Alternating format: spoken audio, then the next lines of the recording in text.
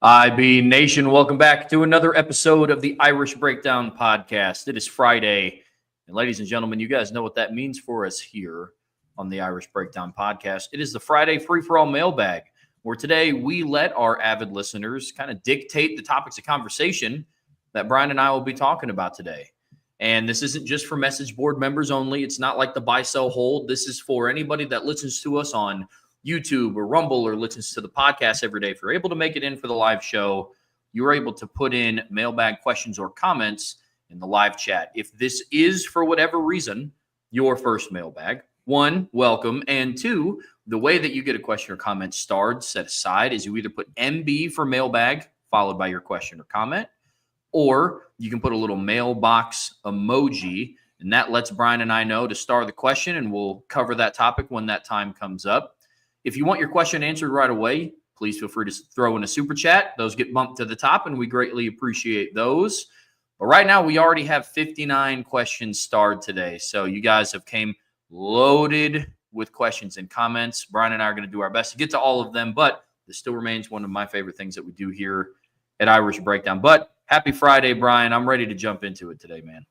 Me too. I mean, look, we've already got, like you said, 59 questions already. There's actually a couple down here that have come in that we haven't started yet. And then we do have a super chat. And so I'm ready to kick things off, man. Our guy, John A1, starting things off with a super chat. Love it. Thank you for the super chat, John. Making it a super chat. If Notre Dame develops two deep threats at wide receiver in the rotation in 2025, can you predict the yards per game, the yards per play, and the points per game? Oh boy, if they develop two deep threats, so let's just say Malachi Fields is one, and let's say either Will Pauling or KK Smith or Cam Williams steps up and they're sort of impact players as well. My bar for the offense would be probably around 450 for my yards per game. I think it's about a 50-yard jump from last year. That's a big jump, but last year's yards per game average was a little weird. It was a little funky. I mean, I don't know that Notre Dame is a team that had the kind of performance of a team that was, at 39 yards a game. If you look at them, 399 yards a game last year ranked them 55th in college football. But they ranked 27th in yards per play last season at 6.3. They weren't very far off from jumping up into the top 20. I mean, they get to 6.4. They're at number 20. I think that's more indicative. I think you had a lot of turnover scores last year that limited possessions. You had, a lot of big plays last year on offense that would get you your yards, and then you'd have the next series you'd be 3 and out, the next series you'd 3 and out, and then the next series your big plays. It just, the defense was kind of did their part to a degree, but there just were a lot of things that factored into your field, your defense, and your special teams also played a big role in you, especially your defense, and having a lot of short fields where you weren't getting big yards. I think, what did we count? 5 defensive touchdowns, which means that's 5 possessions you wouldn't have got if they just would have picked the ball off and fallen down. I'm not complaining. I'm just saying that's looking at the yards is going to drag it down. So I think the yards per play is a little bit more indicative of where they are. I mean, if you look at where Notre Dame was in 2023 in yards per game, they were 432. And I think that's a little bit more, kind of closer to what I think this offense can be or would have been last year. They were at 426.5 in 2021. They were at 448 in 2020. So I think 450 is kind of the bar for me. And I think offensively, if they develop two big play receivers, I think you're going to see them around 7 yards per play again. That shouldn't be something that comes as a huge shock to Notre Dame fans that Notre Dame would have an offense that's capable of that. Look, that's what Mike Denbrock's offense has done when he's had big play receivers and a quarterback that can throw the football at a high level. I mean, you go back to, look at recent years. Notre Dame was at 6.95 in 2023. Being at 7 is not a big change. And so when I look at where they are this year, I think getting around 7 yards of play is exactly what I expect them to be, which would have them in the top 5 nationally in yards per play. This past season, it would have them a little less than that the year before. They'd be like they were 9th when they were at 6.95. Last year, we saw a little bit less of that, and I don't know if some of the rule changes, does the expanded playoffs, I don't know what led to that. 7.0 would have had him 6th in 2022. It would have been 4th in 2021. So you see, it's a top mark. It's going to be a top 10 number. So I think minimum floor of 450 and 7.0 yards per play. Now, you'd think that Notre Dame at 7 yards of play would then put him in the category of like the 500 plus yards that you saw from some teams last year. Miami, Florida was at 7.6. They were over 530 yards a game. Ole Miss was a 7.3. They were 500 yards a game. New Mexico was at 6.9. They were at 484. Ohio State was at 6.95. They were at 429.4. Couple reasons why. Number one, when you play in the college football playoff, you're going to have games where you don't necessarily rack up those high numbers. Obviously, you look at their last 2 games, they did go for 445 against Notre Dame, but that's still below 450, and they were held to 370 against Texas. So when you play in some of those big moments, you're not always going to have the big yards, and that was with them playing as good as you can imagine a team playing on offense in the postseason. You know what I mean, Trev? And so I think 450 and 7 is about where I expect them to be. And look, we saw Mike Denbrock in 2023. We saw what his offense did at LSU, where they went for 543 yards a game and 8.4 yards per play. I don't see that was like just one of those crazy years. And part of that, they had to game plan to be that kind of offense because they had a thought process where 40's not always enough for us to win. And so you had to take more chances, go for more big plays, take more shots, do those type of things because you were a part of a football team that in 2023 scored 49 points in a game and lost, scored 28 points in a game and lost by 2 touchdowns, scored 24 points in another game and lost by 3 touchdowns, scored 34 points in a game and barely won, scored 49 points in a game and had to come back late and win, scored 52 points in a game and only won by 17, scored 42 points in a game and only won by 12, scored 35 points in a bowl game, won by 4. Like, you had to score a lot. They had to game plan for that.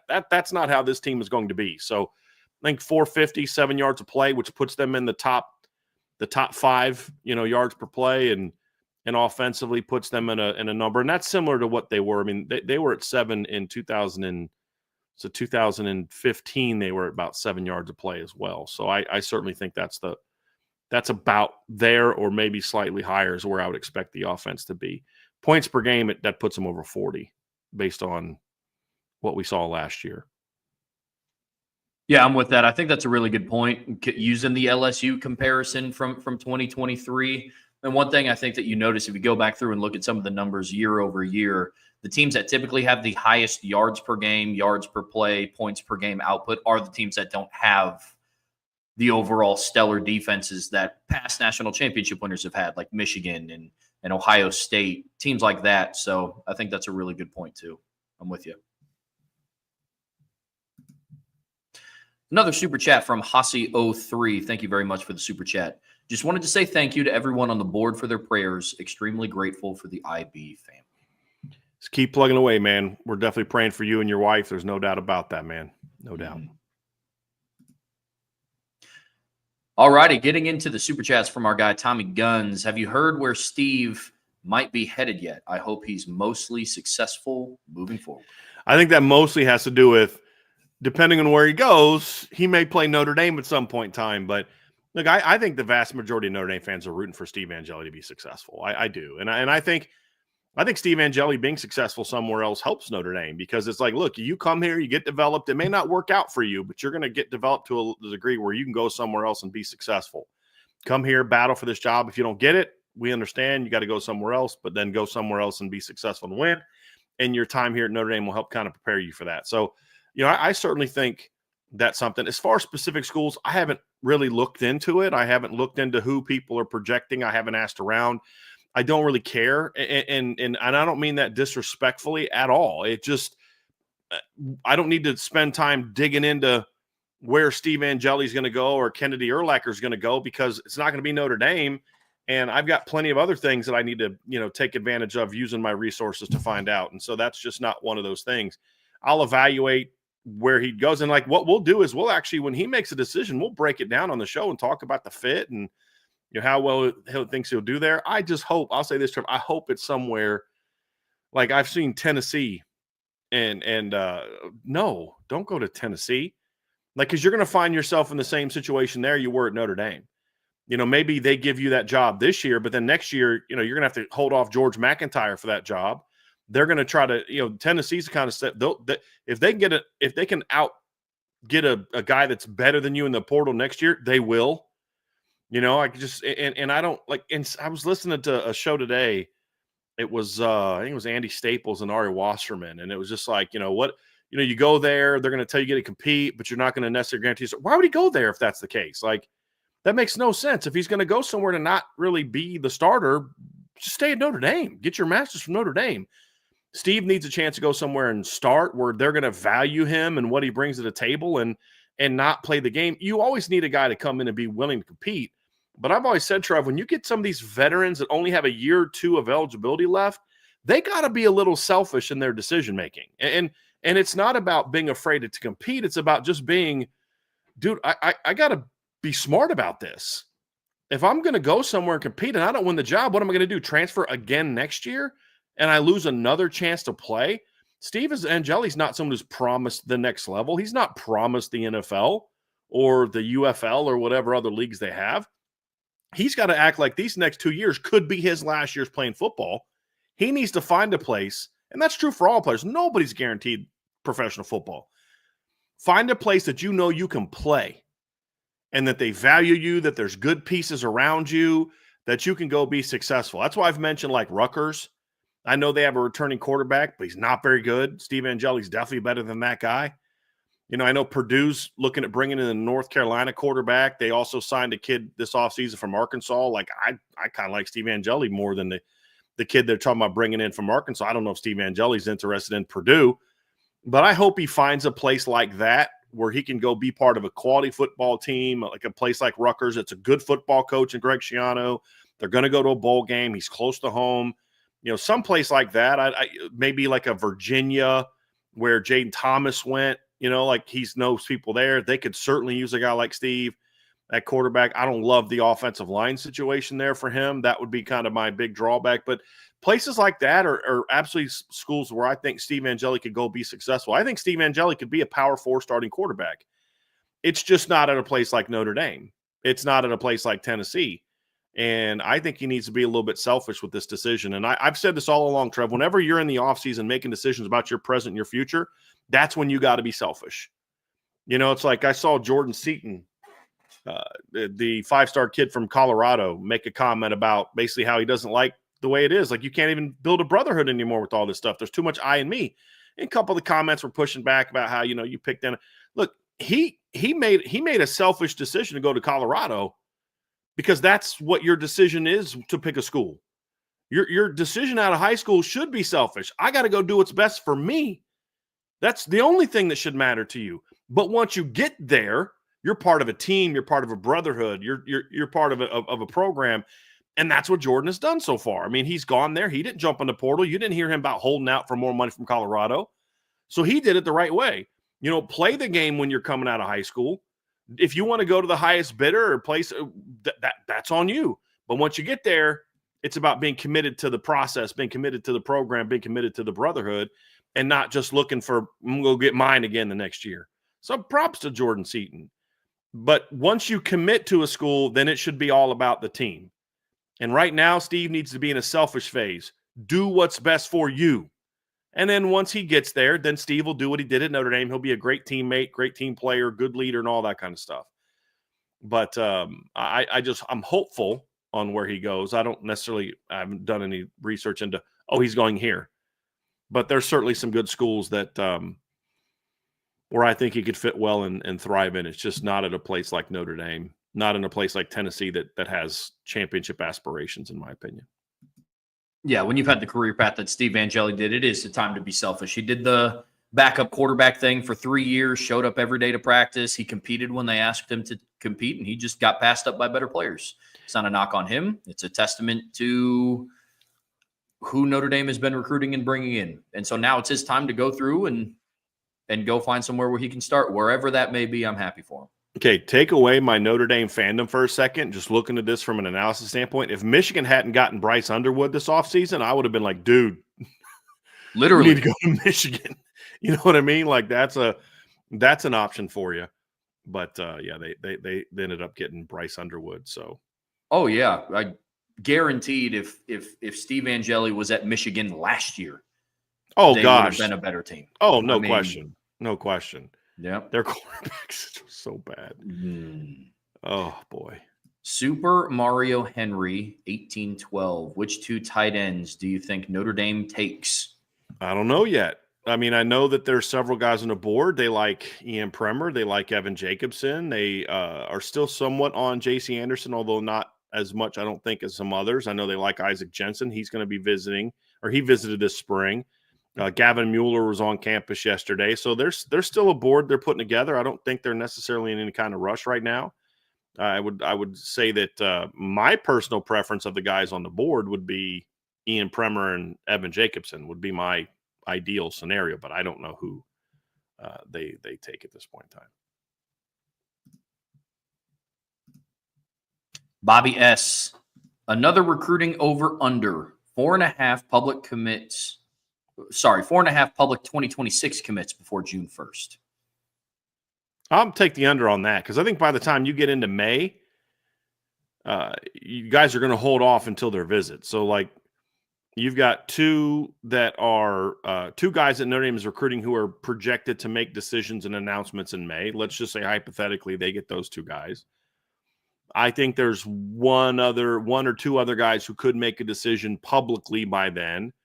But I think a lot of other guys are going to wait till after visits. Like there's a couple guys that I would kind of put into the silent commitment category that are still going to take official visits, which is why I don't really count them as committed because, that's just kind of the way it is. But yeah, I'm going under for that. And I think they'll load up in June and July is when I think we'll see that for public, because you said public commitment. So I think that's the part of it for me. Good deal. Skylar ND, last year's schedule seemed full of teams with better defenses than offenses. What is your opinion on this year's schedule? That's a good question, yeah, Skylar. So let me just pull up this year's schedule. I kind of feel like this year there's a chance to have some better offenses on the schedule this year.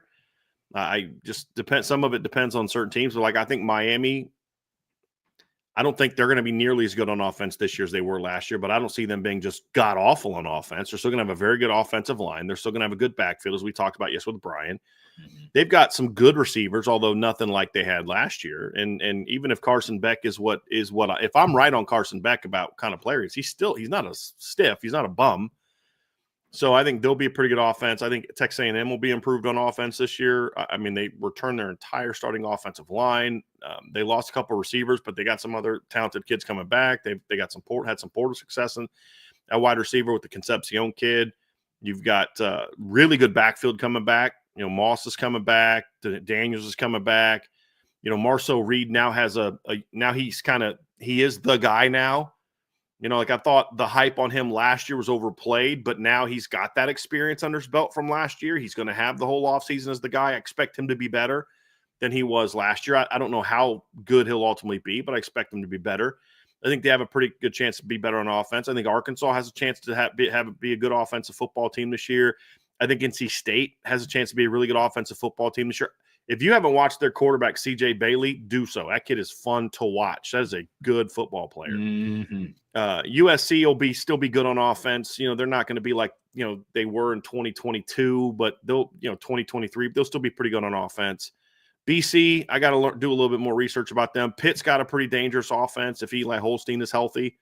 Desmond Reed's one of the better backs that Notre Dame is going to face this year. Real dynamic all around run throw, pass catcher, run guy, returner. Can do a lot of different things there. He's a really good football player. Syracuse is going to be the same kind of attempting to be high octane offense. They lose some receivers. They lost Kyle McCord, but some of that was system driven. and a lot of that's going to be back. Ricky Collins is a kid that they got from LSU at quarterback. He's won the starting job. I was really high on Ricky coming out of high school. I'm curious what he's going to do there.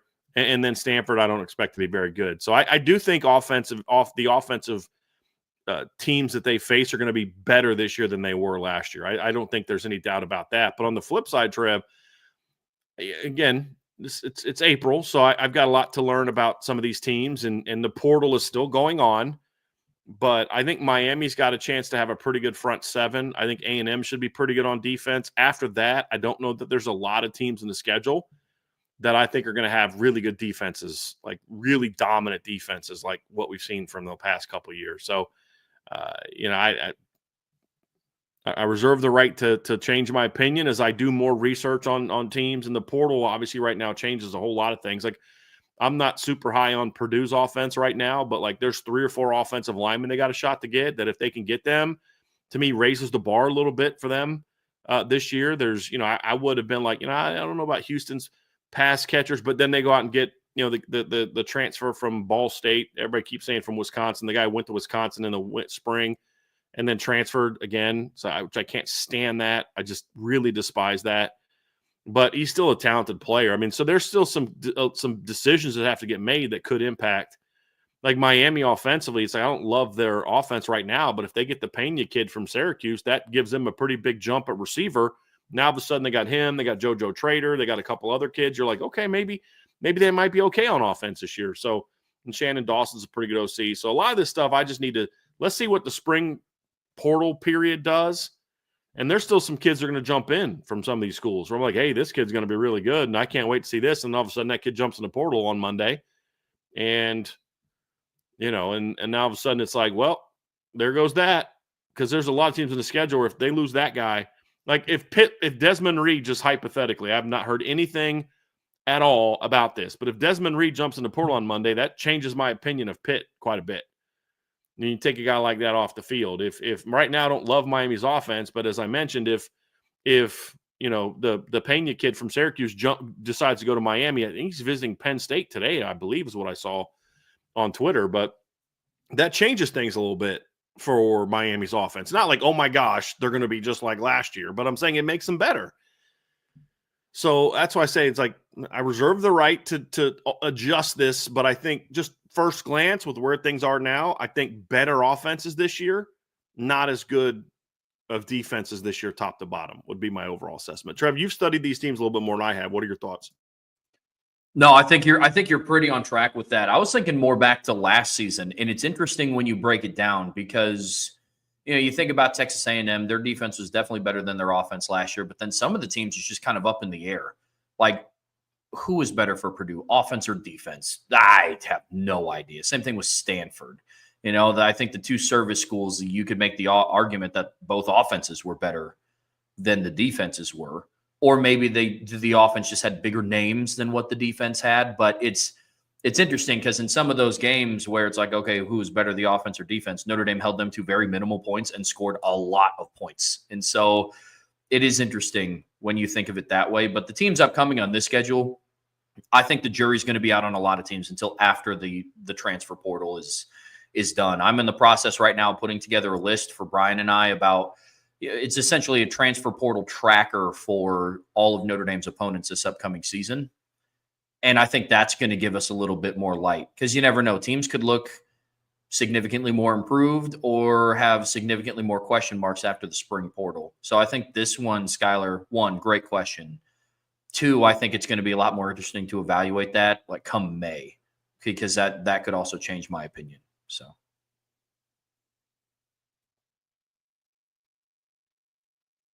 Aiden Benami, will Notre Dame's next 2 commits be from the Houston area? Again, dude, you've been on this show for years. You're on the board for years. I'm not going to say something like this because if I say it, everyone's going to know who I'm talking about. If I were to say yes or no, then everybody would know who I'm talking about. And so I'm not going to answer this question. You had put this in there a couple of times, and so I wanted to bring it up so I could speak to that. That's something if I was going to answer, it'd be on the message board. So, I appreciate the effort to try to get something out of me. but I'm not going to say one way or the other about that because that gives away. That's not just some random city you pick. It's like, throw a dartboard at a map and like, the next 2 commits going to be from Boise, Idaho. Like, no, I'm not going to do that. And I definitely wouldn't do that in this format. I would only do something like that on the premium board. But again, you know me, I don't give away commitments and I don't try to, I'll drop hints, but like you got to know me to kind of figure it out. But I'm not going to make an obvious hit either because me saying like, and this is the reason, like, look, I'm not trying to toot my own horn here. I'm just trying to get you guys to understand something. We would do live shows for kids who did public announcements, and we would only do it for kids who committed. And somebody one time said, don't you think by doing that you kind of give away that kid's commitment? I mean, Trev, we would make a ton of money on these things. We'd have thousands of live viewers. We get tons of super chats. I stopped doing it because he was right. Like, dude, yes, we are giving that away because I'm not going to do a live show for kids who don't commit. Like that would be dumb. And then it looks like we didn't know what was happening. So we just stopped doing it. So when a kid commits, we'll then immediately go live afterwards. But, I kind of hinted that we would kind of do the Rodney Dunham thing, but it wasn't something like that I broadcasted and advertised for all week and that kind of thing. So I'm not going to just randomly give you that away on a mailbag either. This is their moment. And if I were to say no to this, then that would, for example, if I were to say no to this, then that would say, okay, Driscoll just told us all that Javion Osborne's going to Michigan and Tiki Hola's going to SMU because that's who you're talking about. And if I were to say yes to this, then everybody would be like, oh, Javion Osborne and Tiki Hola are going to pick Notre Dame. Either way, I'm giving away their moment. I'm taking their moment. Other people can do that. That's the business model of other sites. We don't do that. And so I appreciate the sly manner in which you're trying to get that out of me, but I just want you to know that's why I've ignored your question the other times you've put it up and why I'm not going to answer that question right now. So they'll have their moment. It's April 18th. You've got those 2 kids are deciding on May 3rd and May 10th. If you remember the message board, you probably have a good idea where things are and things are trending, but which I know you are, and we'll just leave it at that. Got a series of over-unders from Tommy Gunn. So I'm actually going to go to these next 5 from Tommy Gunn's because they're all kind of rapid fire type things. So let's get to that. Love it. Tommy Gunn's over under 4-1 touchdown to interception ratio for the starting quarterback. So if let's say the starting quarterback throws 7 picks, he would then have to throw 28 touchdowns. So I'm going to take the under on that because I could see, like, it's certainly possible that a CJ Carr or Kenny Minchey could throw, 24 touchdown passes and 6 interceptions. That's possible. Or whatever, the 4-1 ratio could be. That's certainly possible because they're talented players. And I don't think Mike Denbrock's going to be like, okay, let's throw 50 times a game and be super aggressive and, and just sling it all over the yard and ask you to make these super complex front to back to front reads in your first game of the year. But I also think there will be some rookie mistakes like we saw from CJ in the blue gold game and we saw from Kenny in the Jersey scrimmage and in last year's blue gold game. So there will be some mistakes like that. And I don't know that they're going to necessarily throw for like 30 some touchdowns. So, if you throw 8 picks, you're going to have to throw. That's not a lot of picks for a first year starter. I mean, what did Riley Leonard throw last year? Didn't he throw 6 or 7 himself? Right. Let me pull up Notre Dame stats last year. What did Riley threw? I think he threw 8 last year, right? I think it's 8. Riley threw 8 and he had 21 touchdowns. I mean, that's over 400 attempts. I don't think that it's unreasonable to think that a first-year starter is going to throw 8 to 10 picks next year. I don't, especially in a 14 to 16 game season, which means they'd have to throw 40 touchdowns next year to be there. So I just don't see that. I don't see that happening. It's possible. I'm not saying it won't happen. I shouldn't say I don't see that happening. What I'm saying is I'm not going to predict that that's the level of excellence we'll see. I'm going to give them a little bit of grace and say, look, their first-year starters are going to make some mistakes, but I'm going to live with that from either Kenny or CJ because I know I'm going to get some playmaking with their arm and legs that we wouldn't have got otherwise. So I will go under on that, but it wouldn't it's not like, dude, 4-1, are you nuts? Like, no, it's not that at all either, Tommy. Like, I think that's actually a very fair number to talk, because if you'd have given me 3-1, I'd have said I feel pretty good about that one. being the over, because then if you throw 8 picks, I just need 24 or more touchdowns. Riley threw 21 last year, and the big reason he only threw 21 is because when they got inside the 5, he was going to run it instead of throw it. So, and the other thing too is, Trev, he didn't necessarily say it had to be passing either. Because if you look at Riley Leonard last year, he was less than 3-1 total.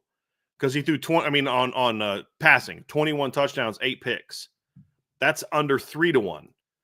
But if you look at his total production, he had 38 touchdowns and 8 interceptions. That's well over 4-1. So if you count all of it, then sure. But I kind of took that as passing. And I'll say I'm going to take the under for now, but these are 2 really talented kids, and it wouldn't shock me if they're both around there. Yeah, agreed. This is a really good line to set it at, Tommy. I like it. It'll be some combination of that. I don't really want to try to sit and do the mental math of what, a 3 to 0.5 touchdown to interception ratio would look like, or a 4 to, but Notre Dame quarterbacks historically, especially under Marcus Freeman, have done a pretty good job of taking care of the football. So that's why I like this 4 to 1. So, but I do believe that passing touchdowns are going to get a bump from what it was. So. Go look at the last question from BJC1122 at the 131 mark. That's very well played, my dude. Very well played. I dig it. I love the effort. The hustle you guys are giving me today is very well done. It's very well appreciated. So well done, dude. Not answering that one either, but that's very well done. That's good. That is good. Super chat from Andrew Burke. Thank you for the super chat, Andrew. Which past quarterback, college or NFL, is your best comparison for CJ Carr?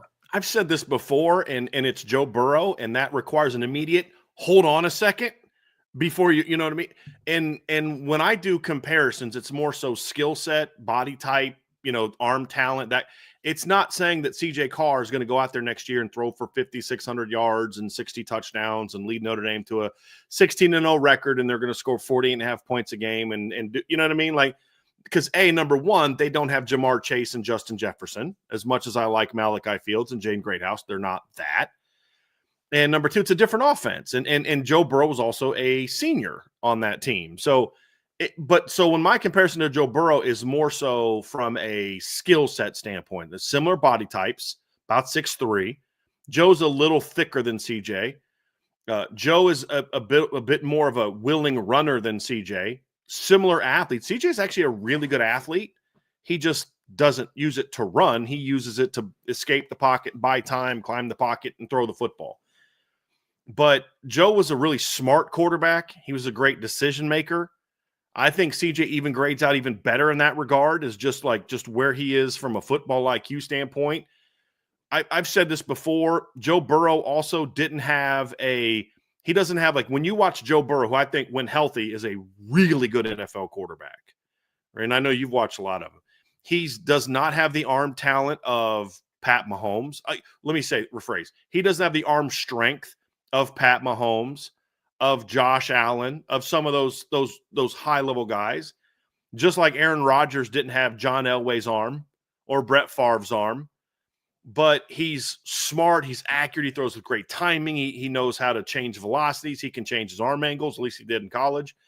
And I think CJ has all those skills. I think they're very similar in that regard. CJ doesn't have a bazooka. I mean, if we're going to talk about the 3 scholarship quarterbacks right now that Notre Dame still has, him, Kenny Minchie, and Blake Ebert, he has I don't want to say weakest, but of the 3, because none of them are weak in anything. But if you look at it, CJ is going to rank 3rd of those 3 in arm strength. Just like Joe Burrow, if you took who would we say right now are the top 3 or 4 quarterbacks in the NFL? Let's just say hypothetically, we're going to go, it's Pat Mahomes, it's Josh Allen, it's Lamar Jackson, and it's Joe Burrow, just to make a point. Joe Burrow is going to rank 4th on that list in arm strength. And I don't know that it's debatable.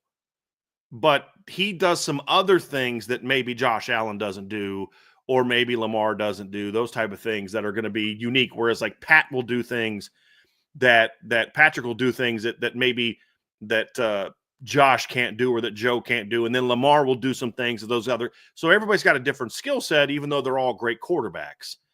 And Joe's is not wow, he can just fit balls into tight windows like Josh Allen can. No, he's not going to drop back and throw a 75-yard bomb over the top of the defense like Josh Allen can or Patrick Mahomes can. Doesn't mean he's not great at it. You just got to play to that skill set. And so when I compare the two, that's why I say that's a very good comp for CJ, is that skill set, that overall body type and skill set is comparable to Joe Burrow. Doesn't mean that I think he's going to be the player that Joe Burrow was. That kid has not thrown a single college pass. Not putting that on him. I'm simply saying skill set wise, comp wise, that's why he is my comp. And that was my comp for him coming out of high school as well. And I haven't seen anything to make me change my mind on that. No, I really like that comp. The way that I explain CJ Carr to people is there's not a throw that he can't make. And that doesn't mean Mike Denbrock is going to start designing 70-yard bombs within the offense, to your point. But there's not a throw on the field that he can't make, which is very similar to what makes Joe Burrow so successful. Just the offense is tailored as such where they're not going to ask him to have to throw it 70 yards in the air in stride like Justin Herbert can, like Pat Mahomes can, like Josh Allen can. And so that's what makes him so interesting. But I love that comparison for sure.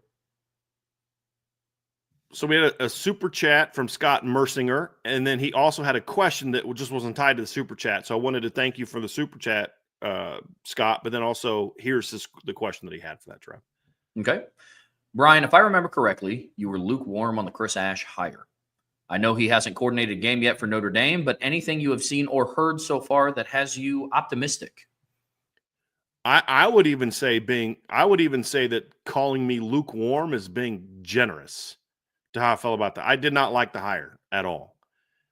But is there anything I've seen or heard that has me optimistic? A lot of things, several things. Trev and I have talked about this privately, but I've also put some stuff on the board, and I've kind of hinted about a few things on the site. Number one is I've gotten rave reviews about Chris Ash from parents of players and some other people around the program that including some who weren't necessarily thrilled about the hire either.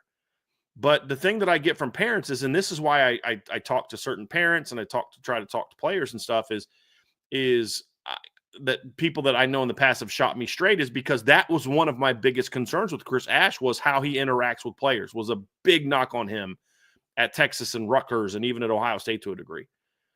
And that's a concern for me because Al Golden was very professional in how he kind of went about things. But the feedback I've gotten has so far been excellent. So that was super encouraging to hear that. I've talked to several people who I was like, okay, this guy's always shot me straight. He said things he liked about Al Golden, things he didn't like about Al Golden. And the reviews were great. You know, that he's a teacher. He gets on him, definitely gets on him, but it's not in that degrading, insulting, like I had a player tell me one time that a player made a mistake and Brian Van Gorder said something like, this is why your girlfriend's cheating on you. Like, it's just like really ignorant stuff like that. Haven't heard anything like crazy like that, but not even like just getting in a guy and just MFing him up and down the field, which coaches will do. Haven't heard anything like that. The players have really have received well. And I wonder, like, did his time in the NFL kind of make him change his perception on like, look, I got to do this a different way. And maybe it did. I hope it did. But it's been very well received by the players. And his teaching style has been very well received. But the emphasis on teaching has been incredibly well received too. One of the things that they've done, and this is a personal preference because the way Al Golden did it worked. It worked.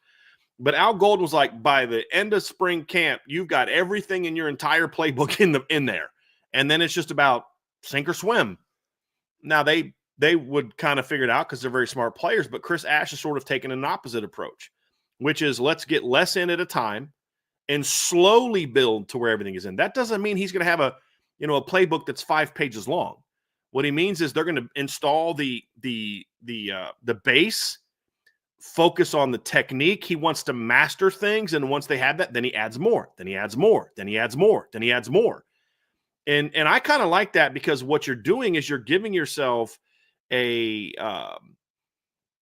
sort of a great foundation to build upon that you can have from week to week. So I've been very encouraged so far by what we've seen in that regard. Now, some of the stuff we've seen, like they've done more zone. I don't know I'm trying not to form an opinion on that because I think this is just them working on things from what I've been told. They're working on things this spring that they feel that need to be addressed. And when you're coming from into a defense that was a heavy man defense and you want to run more zone, you're going to need to overdo that in the spring to really focus on the technique. And you're going to need more reps at that than you do man because you're trying to improve something. And so I don't know that it's necessarily going to reflect the volume of zone that they'll do in the fall. I don't know that it's going to do that. It may, but I don't know that. So I'm trying to hold my opinions on that there. But like those are some things, Scott, that I've heard so far that do have me encouraged. They're like, okay, he's definitely coming in there with some new things. There's some things he believes in, but he hasn't come in with like taking a flamethrower to everything Al Golden did. He's looked at all the great foundations, say, look, we need to do a lot of this because this is what this team is good at. This is the foundation they've laid. But he's also being himself and saying, but I like to do this. And so far, I've really haven't heard a single thing so far that has me like, oh boy, I think my fears of the Chris Ash hire are going to be right. Honestly, that's probably been the thing I've been most encouraged by, Trev. And you know this from our private conversations is like, so far, so good in the things I've heard. Now, at the end of the day, I'm not jumping for joy till I go see him coordinate some games and call plays in games. Like that's what truly matters. But so far, so good, right? Sitting here at April 18th, I feel a lot better about the direction of the defense under Chris Ash than I did, on March 18th and certainly February 18th and when that hire was made. So far, so good. It's a good question. Yeah. And look, this is the thing, Travis will say this. I'm going to always tell you guys how I feel about something. If I don't like something Notre Dame does, I'm going to tell you. I'm not going to sit there and sugarcoat everything they do and play like, Pollyanna Brian and everything is awesome, like that Lego movie, like Notre Dame football, everything is awesome. No, I'm going to tell you, I'm going to shoot you straight. But just because I have an opinion about a coach or a player now doesn't mean I'm going to hold on to that so dang tight because I want to be right. I've said this before. If I don't think a player can play, or if I don't think a coach can coach or is not doing a good job, I'm going to tell you. But if he gives me reasons to believe that I was incorrect or he's improved or he's better, then I'm gonna go with that too. I'm not going to hold on to the view that I had. So if Chris Ash goes out there and shows me things that make me feel like, dude, this is going to end up being a great hire by Marcus Freeman, I'm going to tell you, this is a great hire, and I was wrong. I have no problem doing that. I didn't hate the Al Golden hire. I had concerns about it because he hadn't been in the NFL or in college football in almost 10 years. He hadn't coordinated a defense in almost 20 years in college football. So I expressed my reservations. First year, we saw some of my concerns come to fruition. Too complicated. But then he figured it out, and in the last 2 years, he's brilliant. So that's kind of how I feel, Trev. I'm always going to tell you my opinion, good or bad, but I'm also not one of those people that's just going to hold on so tight to my opinion that I'll still continue to repeat that, even though evidence is telling me otherwise. Like people that like didn't like Drake Bowen coming out of high school, who just like ignore all the things he's doing now because they still want to hold on to that. That's not us. That's not me. And so I'm happy that so far my fears of Chris Ash so far have proven to be unwarranted so far, and that's a great sign for Notre Dame because at the end of the day, I want Notre Dame to win. And the best way they're going to win is when I don't think something positively that I'm wrong or that it's because sometimes you'd be right about something, but the person adapts, gets better, does this, and they're better. And so that's why I'm very encouraged so far with what I've seen from Chris Ash. But we should also all say that at the end of the day, it doesn't really matter till we see what he does on Saturdays. And well, I guess 11 Saturdays and 1 Sunday, right? Since the first game of the year is on a Sunday. But that's my 2 cents on that one. Gosh, putting it in terms of 11 Saturdays and 1 Sunday seems a lot better than listing out the amount of days that it is until they kick off. I like that. I'm going to start using that. But I'm with you, man. I think the jury is still out to a degree. Now, I think all signs are pointing in a much more positive direction, at least for me personally, than they were on February 1st.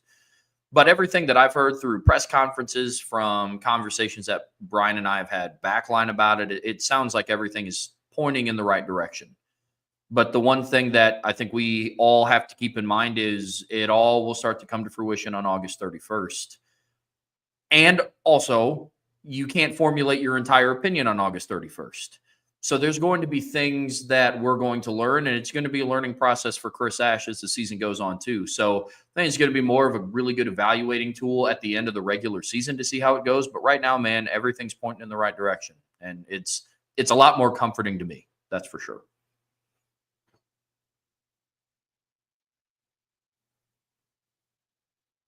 Tommy Guns with another over-under. So over-under 1,250 yards and 8.5 touchdowns for the leading receiver. I'm going to go under on the yards. I'm actually going to go over on the touchdowns. I think they'll have someone with 9 or 10 touchdowns this year, whether it's Greathouse or Malachi Fields or maybe even an Eli Raritan. I'm going to go over 8 on the touchdowns, but I'm going to go under 1,250 for the yards. But I'll tell you right now, Trev, if I'm wrong on that first one, it's going to be a really fun season. Really fun season. Man, I'm saying, I'm with you. Under on the yards again, and I think Brian and I have said this a lot on these shows. It's not for their lack of ability to do it. I firmly believe that both Malachi Fields, Jaden Greathouse, some of the other receivers they have on their roster can go over. There's a lot of talent on this roster, man. I think production is going to be divided up pretty well this year because Mike Denbrock has a lot in his offensive arsenal coming back. But I'm under on yards, over on touchdowns. So Tommy Guns, over under 10% of all regular season snaps taken by a quarterback that is not the typical starter. Oh, okay. So so 10% of all regular season snaps taken by the quarterback that is not the typical starter. Let me go look at this number real quick because I'm curious what it was last year. Because I'm trying to think about because there's different things. So, Steve Angeli. So let's go 944 plus 103 plus 8 equals, so it's 1055. Steve Angeli played 9.8% of the snaps last year. And if you look at Steve Angeli plus the other two quarterbacks, it was 10.5 snaps last year. So I would imagine that number was even less in the regular, or was even greater in the regular season, because Steve only played the 7 snaps against Penn State. He didn't play any other snaps in the postseason, I don't believe. So I'll go over. Just kind of looking at it last year, I'll go over because I think there's going to be a lot of games where you're going to see this backup quarterback, especially if Kenny Minchey stays. I think you're going to see games at some point in times where, like late third quarter, you're putting him in just to get him some work and let him get a chance to play, which I think does 2 things for you. Number one, it helps him get ready in case his number's called. And then number 2, I do think there's a coach who's looking out for his players. Not only is helping, it helps CJ. It helps Kenny. It's working with the assumption that CJ is 1, Kenny's 2. It'd be the same thing if Kenny was 1 and CJ was 2. But I think there's also an aspect of let's look out for our guy. We know he's not going to come back next year because he's the backup. So let's get some film together for him so he's more coveted in the portal. Knowing Marcus Freeman, not knowing him personally, but like knowing how he's operated as head coach, it wouldn't shock me if there's something to that. It also wouldn't shock me if that was part of the reason that they kept Steve as the backup last year, because everybody kept talking about how, one of the biggest misconceptions about Steve was going to start this spring, and there were some people that kept hammering that drum, man, and we kept saying not happening.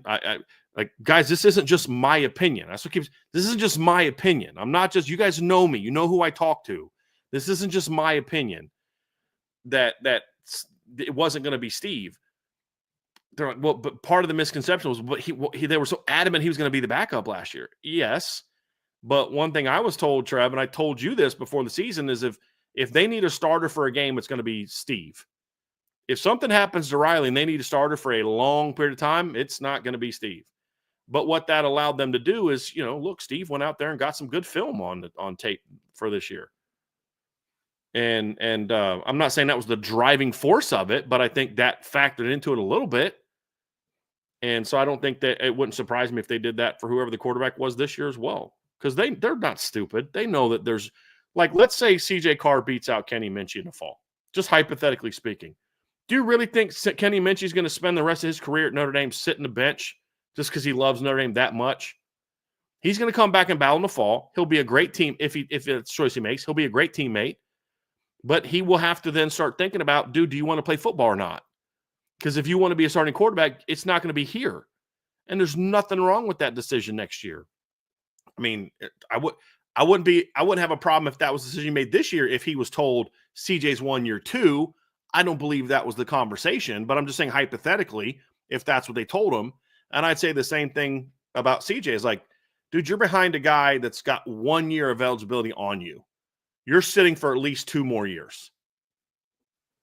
So, like, what elite quarterback's going to do that? And I think both of these kids have big time elite potential. So, I think there'd be some benefits to that. So, I think that adds even more to it. And then also, if Kenny comes back and he's not the starter, I think that increases the odds that they do some sort of package with him where they try to get him more work, which increases the reps. So, between blowout reps and extra package reps, I'm not saying I support that. I don't love that, but if that's what you got to do to get Kenny back and keep him happy, then okay, I get it. I don't love it, but I get it. And I think he can do it. So that's where I'm at. Yeah, I'm with you. I'm taking the over on this too for the garbage time minutes and the potential, depending on what the pecking order is come the fall, a potential package for a kid like Kenny. So between those, I think it'll be over 10%. Especially, you said Steve was at what, like 9 point? Well, Steve was at like 9.7, I think, but then him plus Kenny and CJ got them over 10 last year, and that was for the whole season. They played less than 10% in the playoffs because Steve had those, was it 8-9 plays in the Penn State game, and that's it. Yeah, that's all he played in the postseason. So it would have been under 10% then. So regular season, it certainly would have been over. Yeah. Over under 42.7 points per game, and he's referring to a regular season game plus the first round of the playoffs for Notre Dame.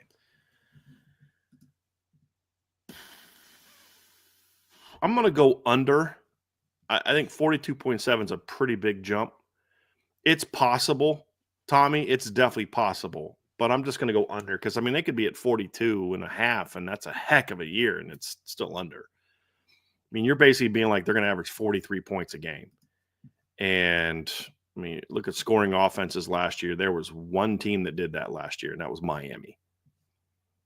So I think they're going to be – and there was only 2 teams that did that year before. It was LSU and Oregon. I just don't see that, especially once you've played a playoff game. I think 40 is kind of the number I'm more comfortable with than that. I mean, and look, they were 38.8 at the end of the regular season last year. And that was somewhat benefited by the fact that because Notre Dame finished 10th last year in scoring at 36.1. I mean, think about that. They were the number 10 scoring team in the country last year and they were a touchdown less than the number that you have right now. Now, part of that, again, is the playoffs. I understand that. But if you look at this team last year and you kind of look at where they were the first 5 games and then compare where they were like the last.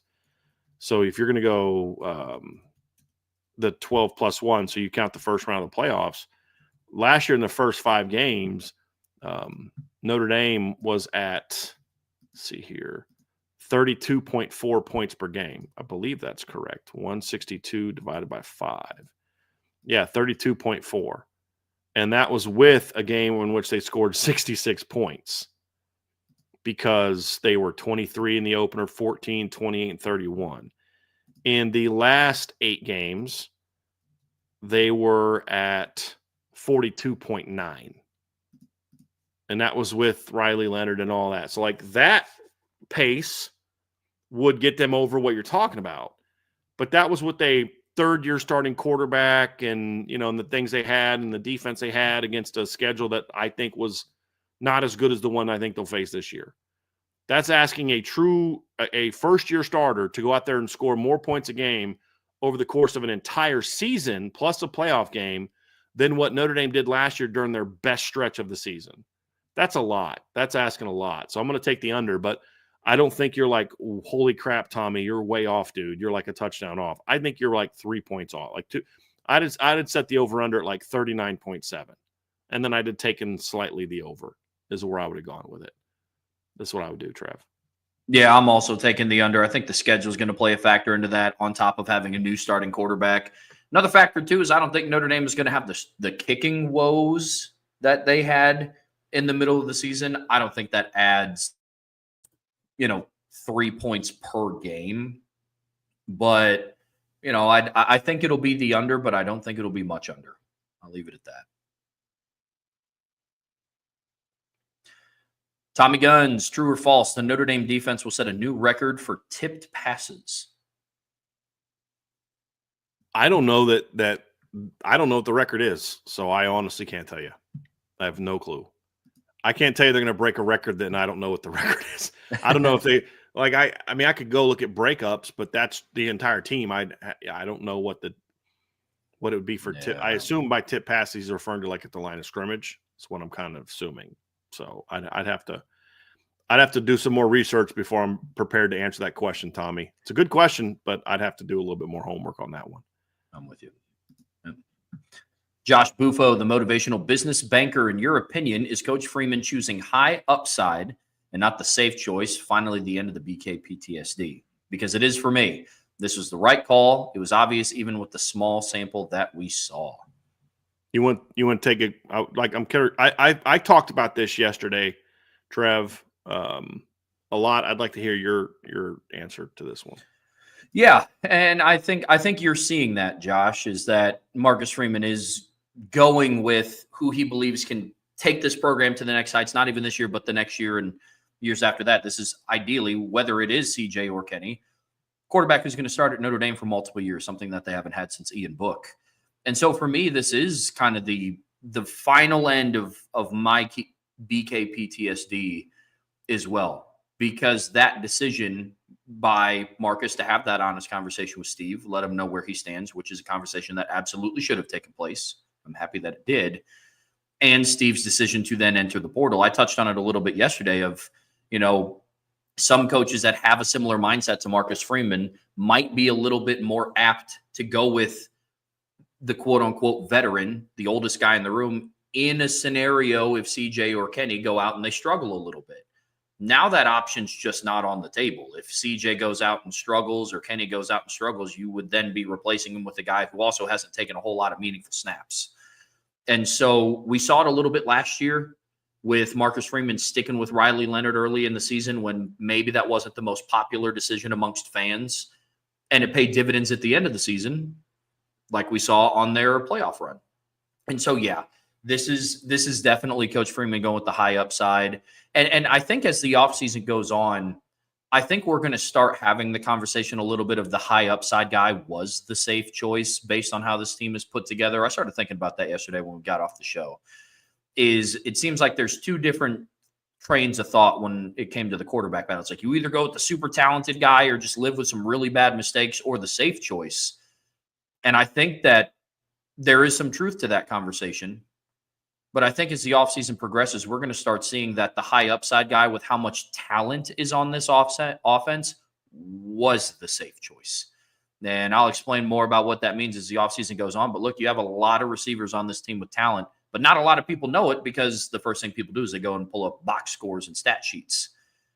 But I think the safe choice is electing to go with a guy who can get the ball into the hands of your playmakers and be a facilitator. And that's what Mike Denbrock is going to ask of these two first-year starters, whoever wins the job, is it's not to go out and be Joe Burrow of 2019. It's to not go be Baker Mayfield in 2017. It's to go be a point guard of the offense, run it to its highest ability, make the right read, make the right decision.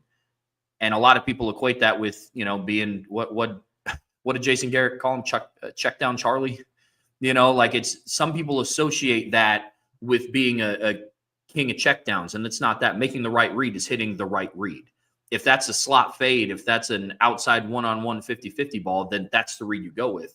And I believe that the two quarterbacks Notre Dame has in their room right now that are battling out for the starting position would both be willing to make that throw. So, yes, in short, Josh, this has ended my BK PTSD. Yeah, I said before fall camp or for spring practice, I was like, I just had a little tiny bit. And it wasn't that I thought Marcus Freeman was going to make the decision.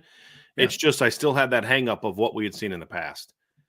And would he fall victim to that as well now that he's in his first real quarterback battle? Mm-hmm. And there was not a quarterback battle but between Drew Pine and Tyler Buckner. It was Tyler Buckner. I mean, to the point where Tyler Buckner missed 10 straight games, and as soon as he came back, got cleared, it was like he's starting again. and that's why part of the reason Drew left. There was not a real quarterback battle between. I mean, the closest thing they had was Buckner and Hartman, but you didn't bring Sam Hartman here to be a backup. I mean, Tyler Buckner had to have been way better than him all spring to start. This is the first real quarterback battle they had, so we really didn't know. And so it was more about Kelly than it was about Freeman, but yeah, it's gone now. Yeah. Yep. There's just been so many different things that have just killed it that it's completely gone now. I'm with you. This is a good one from right here from Christopher Galloway. Ooh, smoked roast beef or smoked fresh ham? Which one of these would be on your dinner table? Definitely the roast beef. I'm not a huge ham guy. Like I'll eat, there's like I've had some family members make ham around Thanksgiving or Christmas that I'll eat, but it's got to be like a lean piece of ham. I'm not a huge fan of especially like the fattier hams or like just the texture. I don't love the texture of it, to be honest with you, but I love roast beef. Yeah. Yeah. It's an easy one for me. Yeah. I'm going to go with smoked roast beef as well, but I'm a big meats guy. So I couldn't really go wrong with either, but I'm pretty picky with my ham. I think ham, it's the second ham gets a little bit dry, I don't mess with it, if I'm being honest with you. Like the second it's a little dry, I'm like, yeah, this is just very okay. So that's funny because I like more dry ham because the more dry ham, the less fat it has in it. I'm not which it's interesting.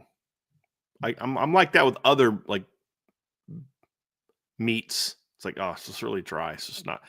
Like you ever have a steak the next day where you just kind of heat it up in the microwave as opposed to like trying to just quickly give it a quick sear? Yeah. You're like, oh, it's like I believe I've began the beef jerky process at this point in time. So, inadvertently began the beef jerky process. Yeah. Juan Delgado, after this coming season is over, we will have a returning starting quarterback. Will they have Heisman hype going into 26 and how much? Oh, yes. I mean, if Notre Dame's the team that we think they're going to be this year, which is a minimum semifinal team, right? Like that's kind of what I expect of this team. Then look, you're going to lose your biggest stars. You're going to lose Jeremiah Love. You're going to lose Eli Raridan, and there may be a couple other guys you lose if they have big years who can go pro. Like there's a question later about Jeremiah Love and Jadarian Price coming back. I'll answer that later. But like if Jadarian does what I think he can do, I don't know that he'll come back. If Jaden Greathouse does what I think he can do, he may not come back. You're going to lose Eli Raridan. So like any other potential stars that could get Heisman consideration are going to be gone. But also if this team is as good as we think they are, their quarterback's going to have to play pretty well. To at least, I mean, because like, look, we're seeing Sam Leavitt getting a Heisman trophy, like a lot of preseason Heisman Trophy hype. Like, think about that. Sam Leavitt from Arizona State is getting Heisman hype at Arizona State. And he is a guy that last year, and this isn't meant to be a knock on Sam Leavitt. He's a good football player, but it's just kind of like, this is just kind of how it goes. He passed for 2,885 yards last year, 24 touchdowns, 6 picks, rushed for 443 yards and 5 touchdowns. I absolutely think that Notre Dame's starting quarterback this year is minimum going to be there. Minimum going to be there. And then they're going to make it, I think, similar or deeper run in the playoffs. And that's an Arizona State quarterback. Imagine if the Notre Dame quarterback this year throws for, let's just say, 2,900 yards, 24 touchdowns, only gets picked off 7 or 8 times, runs for 200-300 yards, 3-4 more touchdowns, and Notre Dame makes it to the semifinals as a first-year young starter. The hype on that guy next year is going to be enormous. And those aren't even great numbers. Like, I mean, those are solid, good numbers. And Sam Leavitt for most of the year was asked to just manage the offense and then make a couple plays here and there with your legs or your arm. And, he was good. He's a good football player. I'm not trying to come down on Sam Leavitt at all, but it's not like he went out there and put up like Bryce Young, first-year starter numbers as a redshirt freshman. So yeah, absolutely. That guy will he doesn't need to put up good numbers. He just needs to start all year, be solid, and Notre Dame wins a lot. And he'll get a ton of Heisman hype the next year. Absolutely correct. Yes, a lot. Agreed. Like a lot. It's going to be a lot. I just had a good question down there from, where did that go? There we go. ND, it just means more. Iowa, Rutgers, Maryland, Virginia, Wake Forest, or Wisconsin. Which team would be Steve Angeli's best fit and best chance to start? Well, so Iowa, we talked about this. I'm pulling up these teams' depth charts, but we talked about Iowa a couple weeks ago, Trev, when we were ranking quarterback, Sean Davis and I like the quarterback that Iowa got. They got the Mark Gronowski kid. I think it's Gronowski is how you say it, from South Dakota State, who's a really good, kind of dual threat, but more of a passer that can also run. Won a lot of games at South Dakota State, fits Iowa's system very well. I don't know that, and he's played a ton of football. I don't know that going after Steve Angeli moves the needle beyond what you've already done on that team. Maryland this year has Justin Martin, who they got out of the transfer portal. He hasn't done a whole lot, but he's very talented. So I could see Maryland say, hey, look, we don't know if Justin's ready yet.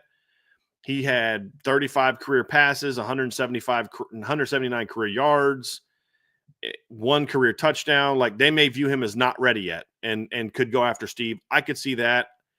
I don't, that would be one that I'd, at least if I was Steve's camp, say, hey, let's hear him out. Let's see what they think. But I'd be a little nervous because you've got this talented young kid, or are you just holding the job until he's ready? And could that be this year? Because Steve's wanting to go somewhere for 2 years. He's not a 1-year stopgap guy like a 5th-year senior would be. Rutgers would be one that I would absolutely look at.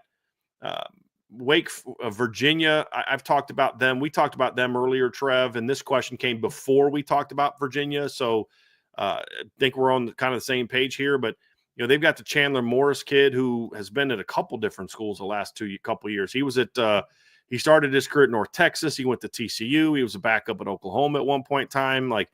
I'm not a giant Chandler Morris fan, although what's interesting is, Trev, when you look at he had, I think it was North Texas last year. He put up really good numbers at North Texas, but I think Steve D'Angeli put up pretty big numbers at North Texas as well.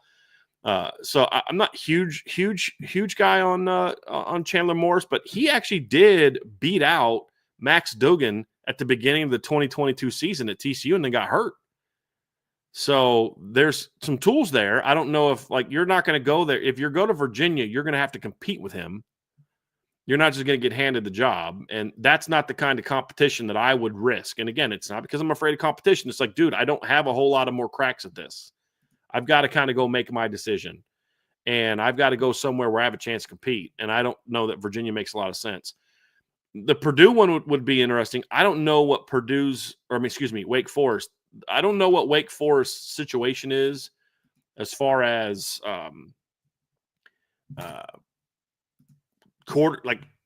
offense around the quarterback. They went and got Robbie Ashford at quarterback. I don't think he's very good, but they got the guy from, I believe their new head coach is the guy from Wake Forest, right? I mean, the guy from Washington State, correct? And I know he doesn't have the same offensive coordinator. That guy went to Oklahoma, but I believe he kind of likes that. He wants more of a dual threat quarterback, and that's not really Steve. So I don't know if the scheme fit's going to be the same as it would have been. If Dave Clawson was still there, I'd say that's a good fit for Steve. I think that could be a good fit for Steve. And then Wisconsin is. Let me look. I'm not sure I know who Wisconsin's quarterback is, to be completely honest with you. So let me look that up. I know they got another portal guy, but just give me a second to look up Wisconsin's depth chart. They got Billy Edwards from Maryland, who played a lot of snaps last year. I'm not a huge fan of Billy Edwards. He put up some good numbers at Maryland last year. I'm not a huge fan. And then they also got Danny O'Neal out of the portal. So again, that's one where you're going there and you're going to have to compete with 2 other guys that got out of the portal this offseason, and they've got a head start on you. So in theory, those all would make some sense, but I don't know if those are really ideal rooms. And look, I don't do the clickbait articles where I'm just hey, here's some landing spots for Steve Angeli, where I just give you my opinion. But I may actually do something like that for the message board, because again, we don't drive clicks on the message board. There's no advertising on the message board. I get $0 for how many times you click on it. We only get paid if you're a subscriber. And so that may be something interesting to do that I might do after the show, Trev, is just kind of look around the country, look at different depth charts, look at systems and say, here's where I think Steve would be a great fit and where he should consider looking, in my opinion. So I think I'll do that after the show. So I'll keep that on the message board, because I hate putting articles out like that on the free site, because it's literally clickbait. It's not real. It's not like a real, hey, I got intel and here's who he's looking at, which would be a legitimate article. It's like, it's just, I hate that. Like when people will put out lists like, here's who I think Notre Dame's going to target for their head coaching job no, that's not who they're targeting. That's who you think they should target. And you're just trying to pretend like it's thing. I'd put one out like, here's who I would target if I was them. I think I'm going to do something like that on the message board for Steve, because I that's an interesting discussion. I'd have to go through and look at depth charts and systems. Like, again, Wake Forest a year ago, good fit for him. Wake Forest now, not as good of a fit for him because of a change in system. So I think that'd actually be fun to do, Trev. So I think after the show, probably go grab some dinner, and I think I'm going to do that on the message board. And I know that Indy, it just means more, is on the board. So he'll be able to see that. Another potential landing spot that I could see, and again, I would have to do a little bit more research on the scheme that they're going to do. But right now, I think Steve would have an argument to go battle with Bo Pribula at Missouri. I think that would be interesting. Bo was used strictly as a package quarterback at Penn State a year ago, entered the transfer portal, and his only competition this past spring was Drew Pine, who's entered the transfer portal again that we know. Right. And so I think that could be another interesting spot. Like that's kind of that middle tier, Power 4 school that I could see maybe him doing something, but I have no idea what their roster makeup is. They've got some good athletes. I mean, that's a place where, you might be able to see him do some things. If Illinois didn't have Luke Altmaier, I'd say that'd be a good fit for him as well. I think part of this is going to be, if I'm Steve, I'm being a little patient for the next week, because the portal closes next Friday.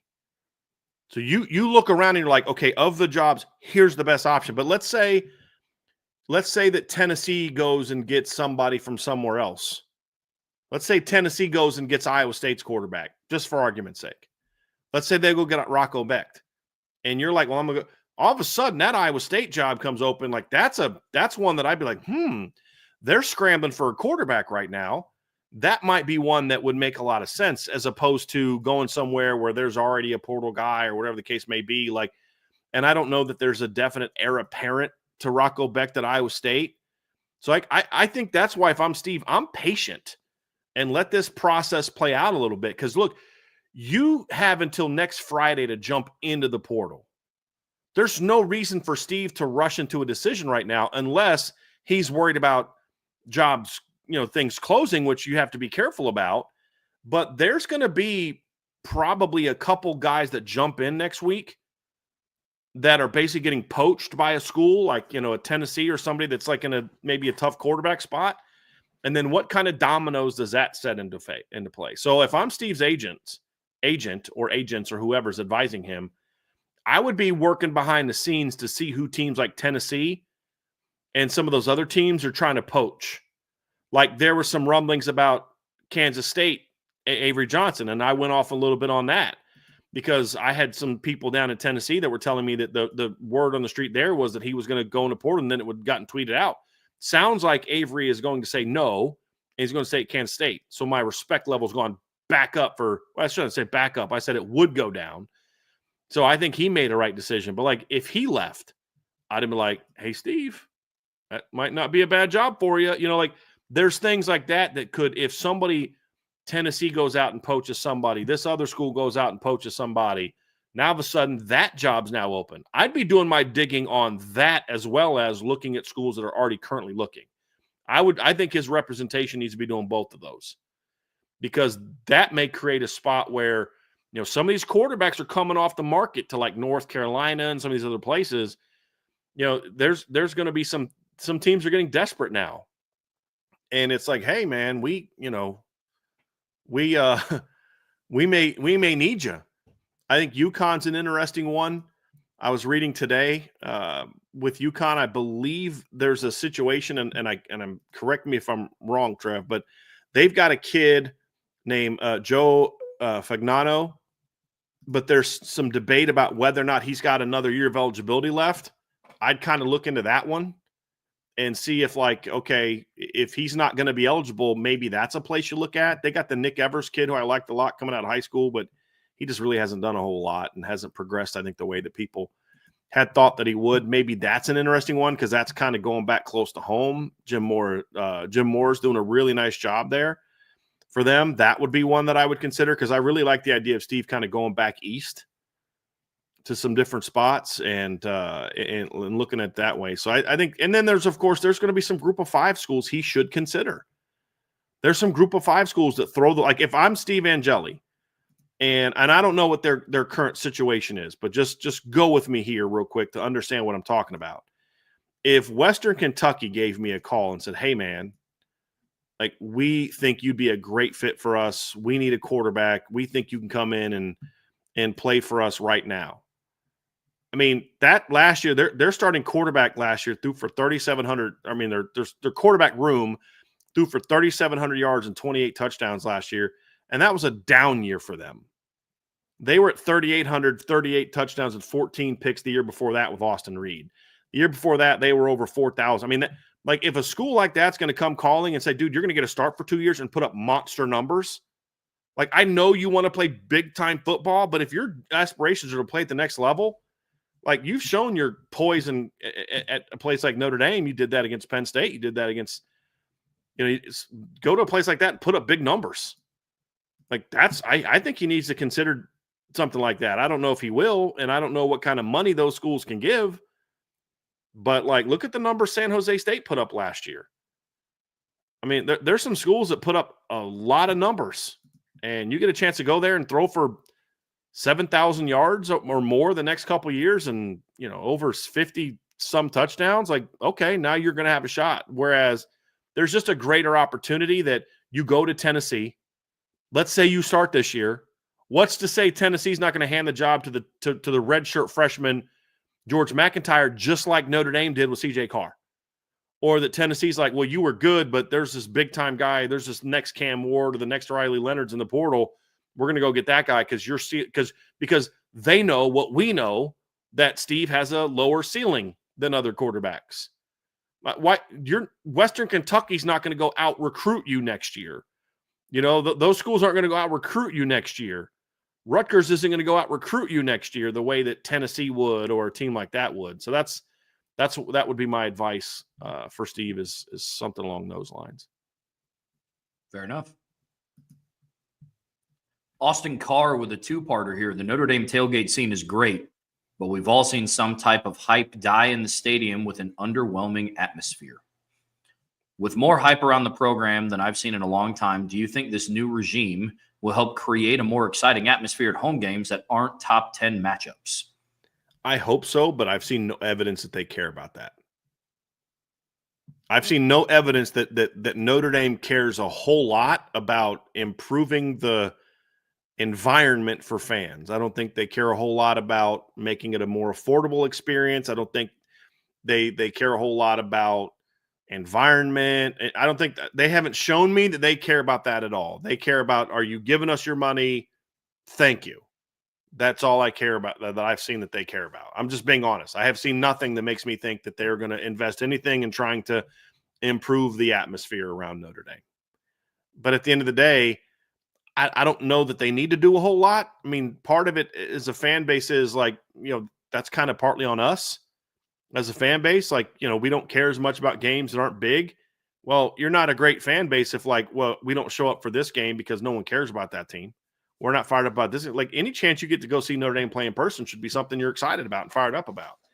So, I mean, it's part that's on us too, but there's a lot of things I think they could do. And I hope that they do. I'm just simply saying I haven't seen any evidence that they really care about, doing things like that beyond just the normal things that they've had. Great tailgates, and then the bookstores open and some stuff like that. They'll have a players like they did something cool. I thought a couple years ago, Manti was there and they had him speak to the crowd in front of the library. That was cool, but I just don't know that they care a lot about that. Best way you could do to ramp up the environment, however, is attract a different type of crowd. And the way you do that is stop charging so much to attend a game.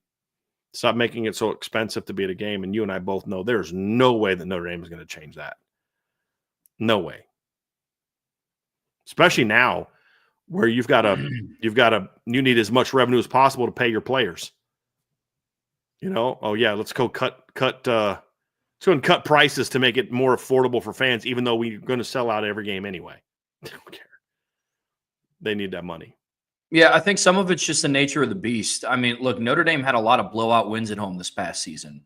And I mean, I get where you're coming from, Austin, but I go to games a lot. I mean, I've gone to at least 2 games a year in the crowd every year since, I mean, really I can remember. And there's just some that are naturally going to be more exciting. As much as we want it to be, every home game is not going to be versus IU in the first round of the playoffs. Every home game isn't going to be at night versus Ohio State. And that's true at Alabama as well. Literally. Remember when Saban was yelling about this a few years ago? Mm-hmm. And my response was, bro, you're playing an FCS school. Stop crying. Yeah. You know what I mean? But like, yeah, you're correct. Yeah. So, I get where you're coming from. I would love for it to be, but it's just, that's a tough ask anywhere that you go. So, yeah. John A1, is there a current Notre Dame player not in the 2 deep that could have an immediate impact for a championship contender? For example, if Jabron Payne transferred to Clemson, I think he improves that team. I think that's a great one because, look, they've got the freshman running back. I think Jabron could play for Clemson. Absolutely. I think Jabron could go to a lot of schools and be like their 1 or their 2. And I mean, you could pick any running back that's not. I mean, you pick anyone not named Jeremiah Love or Jadarian Price because that's the 2 deep, and they absolutely can go play for. I mean, if Aeneas Williams is a guy that, if he jumped in the portal, could be a starting back for a lot of teams trying to compete for a championship because they just don't have backs like Notre Dame has. So I could. That's a position, Trev, that I think is strong. I don't know about none of the receivers. Because he said immediate impact. None of the tight ends outside the 2 deep. None of the offensive linemen, because he says outside of the 2 deep. If you'd have said outside of the starting lineup, I would have been like Sullivan Absher, Gerby Lambert, guys like that. But outside of the 2 deep, defensive line, I mean, technically, one of Jordan Patelho, Boubacar Traore, or Junior Tuamaka is going to be outside the 2 deep. Certainly one of them could go somewhere. I mean, if Jordan Patel's healthy and he wants to transfer somewhere, he could absolutely jump in the 2 deep and make an impact for somebody. If you look at D tackle, I mean, there's certainly guys outside the 2 deep that could do that, to jump into 2 deep. And then the other one is linebacker. We've talked about so outside the 2 deep. So not including Kingston, Drake, Jaden Alsbury, and Jalen Seed outside. Yeah. Could Preston Zinner go somewhere and start for a team that's hurting for a linebacker? Sure he could. Could Madden Frameway, even as a freshman, go somewhere and start for a contender who's struggling at linebacker? It certainly could. Safety is the other one. Safety is the last one where that's certainly true. But that's what I love about this. And look, I mean, if they wouldn't have done what they did at quarterback, if let's say they would have had Steve number 2 and they're willing to cut bait on one of the younger players because they want to have that veteran backup, then, I mean, either of those younger players could have certainly done that. I don't think Steve necessarily makes an immediate impact for a championship contender, which is why he's not starting a quarterback for Notre Dame. Because if he can make an immediate impact for a championship contender, he's probably going into Notre Dame next year in fall camp as the perceived starter at Notre Dame. It's just not his level. I'm with you. Yeah. This is a very odd but intriguing question. From Tommy Guns, you have to pick one. Be the first person on Mars or be the first person to step foot on the ground in the Mariana Trench. You survive and make it back either way. I mean, look, the most realistic is Mars, because if you got out of a boat in the Mariana Trench, like, you'd be crushed because of the pressure. That's why most subs can't make it down there, because the pressure would crush them. But let's say hypothetically they invented some suit that rejected water pressure. I think that would probably be the one that I would rather do, simply because it's a much quicker journey there and a much quicker journey back than traveling to another planet. So that's why I would go with that one. I have no desire for space travel. Sorry. I love Star Wars, but that's just like, what's my one? I don't love heights. and I don't love flying. I'm going to then, risk the atmosphere and flying to another planet. No, thank you. Yeah, mine's Mars, no questions asked. I don't mess with the ocean, dude. I don't. There's stuff down there that I couldn't even. Nope. Great point. Because I understand that I survived. Doesn't mean I want to see it. Yeah. I didn't know that megalodons were still a thing. One coming at us right now. So, yes. Yeah, yes. I'm good off that. And again, I understand the counter of you don't know what's out in space, but I know that there's been companies that have actively tried to start exploring the ocean. They saw something down there and they were like, nah. Yeah. We're good. Oh, yeah. There's some, well, even like recently as they've gotten deeper and deeper in the Mariana Trench, they're like, there's some stuff down there, boy. Yeah. Yep. I'm good. John A1, of the 3 players listed, who do you want to see have the biggest jump by the start of fall camp? Bryce Young, Anthony Knapp, Kenny Minchie, Cam Williams. Bryce Young for sure. I'd love to see him become like that dominant elite edge rusher. Anthony Knapp for sure. Look, he's going to be your starting left tackle. He is. I would love to see him make a huge jump this year and be what Joe Rudolph thinks he is. Like if Anthony Knapp proves Joe Rudolph prophetic, this offensive line is going to be filthy this year. And of the other 2, I'd go Cam Williams because I think Cam is got great tools. If he could kind of figure it out and become that kind of guy that we hoped he could be, that completely changes the offense. It goes back to what John's earlier question about if they develop a couple speed guys. He could be that type of guy. I'd be no problem with Kenny Minchie, but with the difference between the 2 is that with Bryce Young, it's like it's a huge position of need. With Anthony Knapp, he's going to be the left tackle. With Cam Williams, he has a skill set you don't have. Kenny Minchie, if he reaches his full potential and CJ Carr reaches his full potential, Kenny's still not starting. So like that's the one where I can I can most afford to have him not make a big jump because I have CJ, where there's really nobody else that has Cam's skill set or Bryce's skill set. And Anthony Knapp's going to be the left tackle now that Gerby Lambert's hurt. So there's a vested interest in having him make that big jump in the fall. And if he does, this offensive line is going to be really good, Trev, really good. Yeah, if I had to rank it, I'd go Anthony Knapp 1, and then I would honestly put Bryce Young or Cam Williams 2A, 2B, and then Kenny Minchie last. And it's simply because I think of if they were where they were at the end of spring, don't have a big jump in fall camp. Look, if Bryce Young just is who he was even last season, he's still going to play a role in the defensive line rotation. I agree that Notre Dame has to have a better play at the edge on defense, but even so, you have players behind him or that can sub in that, could it make an impact.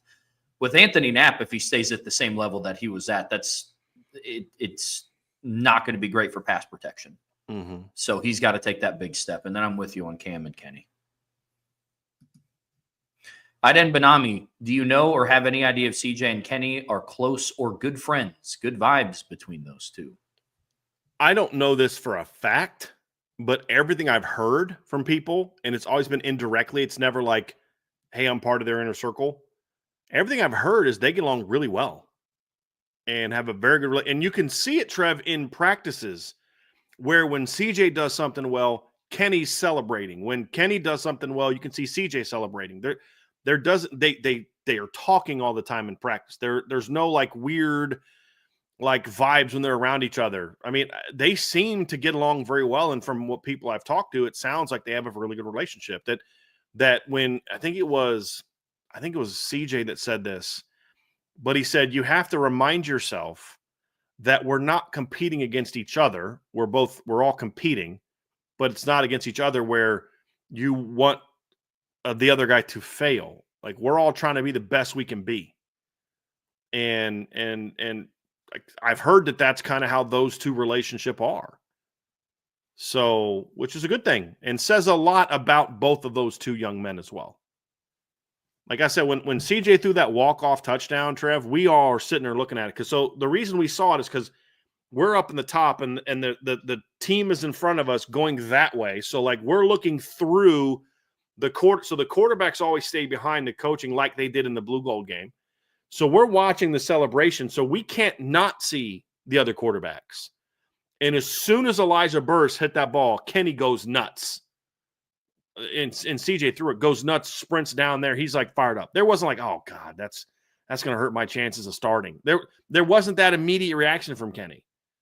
And you're just like, okay, that's a dude that's like, this is my team. My team just did something very well. Yeah, it wasn't me, but my team did something. I think that says volumes about the type of young man he is. And then when you see that stuff from CJ, it's the same type of thing. Now, Kenny has a different personality than CJ. Kenny's a little bit more lighthearted, and in that where CJ, I think, tends to be at times a little bit more focused. But you also saw in the Here Come the Irish thing that they both kind of have a fun personality. I mean, you saw the stuff when they were hanging out with Riley, at the thing. But I think that from everything I've heard, they have a very good relationship. That doesn't mean that means that they're both going to stick around for the next 3 years. But it means that as long as they're teammates together, there's a mutual respect and encouragement and push. Because Kenny understands the better I play, the better CJ is going to be. And CJ understands the better I play, the better Kenny's going to be. And the better he plays, the better I'm going to be. Because, it's like Larry Bird, Magic Johnson have both said, I don't know that I would have had the career I had if it wasn't for the other guy. Meaning I was always, okay, why am I going to shoot an extra 1,000 free throws today? Because I know Magic is. Why am I going to take a 1,000 extra jump shots today? Because I know Magic is. And then Magic was saying that about Bird. And you have that sort of that rival, so to speak, or that person that is out there putting in the work. You're sitting at home in July or June, and CJ's like, I don't know if I feel like throwing today. He's going to know, but I know Kenny's out there working today, and then vice versa. That's the common competition that we love, Trev, is like, but if it's done in a healthy, respectful way between two competitors and talents, then that I think makes for a better locker room situation, which is why I think the locker room has been so supportive of all three of the quarterbacks in this conversation. I'm with you. Let me try to get to somebody we haven't got to yet here. All right, here we go. Jacob Sweat, really enjoy what you guys do. What do you consider more impressive? Nebraska winning 9 or more games from 1969 to 2002, or Florida State finishing in the top 5 from 1987 to 2000? I'd probably go with Nebraska for a couple reasons. Number one is 9 games in the 60s and 70s was a little bit more impressive than 9 games into the Bo Pelini era, because there were years in there where they weren't playing as many games, right? So let me pull up Bob Devaney's. What year did Bob Devaney stop coaching? He stopped coaching in 79. So like there's a year 69 they went 9-2. 72 they went 9-2-1, finished in the top 10. You look at Tom Osborne's career during that period of time, 9-2-1, 9-3, 10-2, 9-3-1, 9-3, 9-3, 10-2, 10-2. And then obviously you have the great stretch in there. So that was a really impressive stretch for 33 years. Well, and that was also in a time when you were playing in the Big 12, which in that era was really good. It was actually the Big 8 back then. Because you got to remember, during a lot of those years, you're going against Barry Switzer's Oklahoma team. I mean, Barry Switzer was part of the Big 12. Oklahoma State was in that league. I mean, so from 73 to 88, when you're trying to win all these games, you're also going against Oklahoma, who during that stretch won 3 national titles from 73 to 88. And you're going against some other big-time programs during that period of time. So I'd say that would impress me a little bit more, the longevity of it. But the level of dominance that Florida State had from 87 to 2000 was really impressive. It was a shorter window. And they also did a lot of that against the ACC, which wasn't a real strong conference for much of that tenure. So that's why I would kind of go with Nebraska. But they're both really impressive. I mean, you go 13 years, 14, that'd be 14 seasons, 13, like it's 13, but it's 14 actual seasons where you're in the top 5 and you play Miami every year. And like I know their schedule wasn't always great, especially once they joined the ACC. Like their schedule in the beginning of that though was pretty tough. I mean, it was a quality schedule. Like in 1988, or was it 1989? Let me find the year where Florida State played Michigan. Let's see here. Was it in 89? There was a year that Florida State played Michigan early in the season, I think during that stretch. But every year, I mean, like 1990, they played number 9 Miami. They played at number 5 Auburn. They played LSU. They played number 6 Florida. So like every year during that stretch, they're playing Florida. They're playing a Steve Spurrier coached Florida team, and they're playing Miami. Like that's impressive. It was 1991. They played at number 3 Michigan. They played BYU in the opener, at number 3 Michigan, number 10 Syracuse. Played Miami that year, at Florida. So I mean, they tried to schedule well, but there's also years they played East Carolina, and because it was harder to get games. Once they joined the ACC, they're playing a pretty weak ACC schedule, to be honest with you. But that's still impressive, though. It's still really impressive. They're both tremendous feats, but the longevity of the first one is where I'd probably go with. And also, I believe Nebraska won more national titles during that stretch. I believe, or would it be the same? Hold on a second. Let me see, because I thought Bob Devaney won a title during that period of time. Yeah, so Devaney won 2 titles in 70 and 71, and then obviously Tom Osborne won his 2 titles in 94 and 95. So where Florida State won 2 titles in that stretch. Nebraska won 2, had 2 sets of back-to-back titles, 70, 71, and then 94, 95. So that would be the final straw for putting them over the top for me. It's double the titles, but it's also double the period of time, but that's factors in. I guess I would want to know how many times Nebraska finished inside of the top 5 that's in that fair. span of time. So from 69 to 2002, they finished in the top 5. Let's go with AP in 70, 71. They won the title. They finished in the top 10 in 72. And let's go to the Tom Osborne era. So then Osborne takes over in 73. They finish 7th, 8th, 9th, 12th, 8th, 9th, 7th, 11th, 3rd, 2nd, 4th, 11th, 5th, 6th, 10th, 11th, 24th, 15th, 14th, 3rd, 1st, 6th.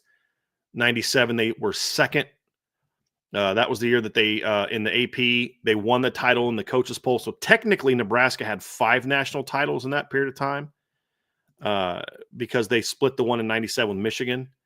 And then Frank Solich took over in 98, and they finished 19th, 3rd, 8th. And 3rd in 99 is the year that it was 01. They finished 8th, but they played for the national championship in 01 and got destroyed by Miami. So, that was one of the many years where I thought the BCS was crap. So Nebraska's 11-0, and they are number 1 team. They're the number 2 team in the country, and they got beat by Colorado in the Big 12 title game. Big 12 title game, 62-36. They still played Miami for the national championship and got blasted. Mm. So, but yeah, I mean, so there's a lot of years in the top 5 during that stretch. Not the stretch of consistently in the top 5, but a ton of years. And then, of course, like I said, 5 years when they won a title in that stretch as well. I forgot about 97. I forgot about the 97 title. Yeah, that one's tough. I'd probably err more on the side of Nebraska because maintaining that level of consistency for 33 years, 34 seasons is pretty crazy. That when you add in the titles, but I mean, finishing inside of the top 5 for 13 straight years is nuts. Like that's crazy. So yeah,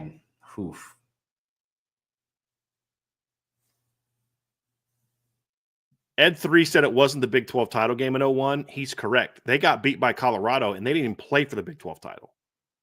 And then still played in the national championship game? That's because Ed's right. It was Colorado played Texas for the Big 12 title.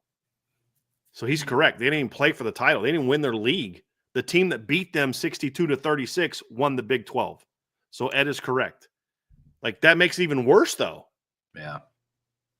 So that's why I hated the BC. It's like, what was the year that I think Oklahoma played for it one year when they got blasted by Kansas State? Yeah, it was Good call on that, Ed. Thanks for pointing that out. But yes, I looked at their schedule and saw it was the last game of the regular season and they were undefeated. So I just assumed our last game, I just assumed that was the Big 12 title game. It wasn't. It was the last game of the regular season. They didn't play for the title game that year.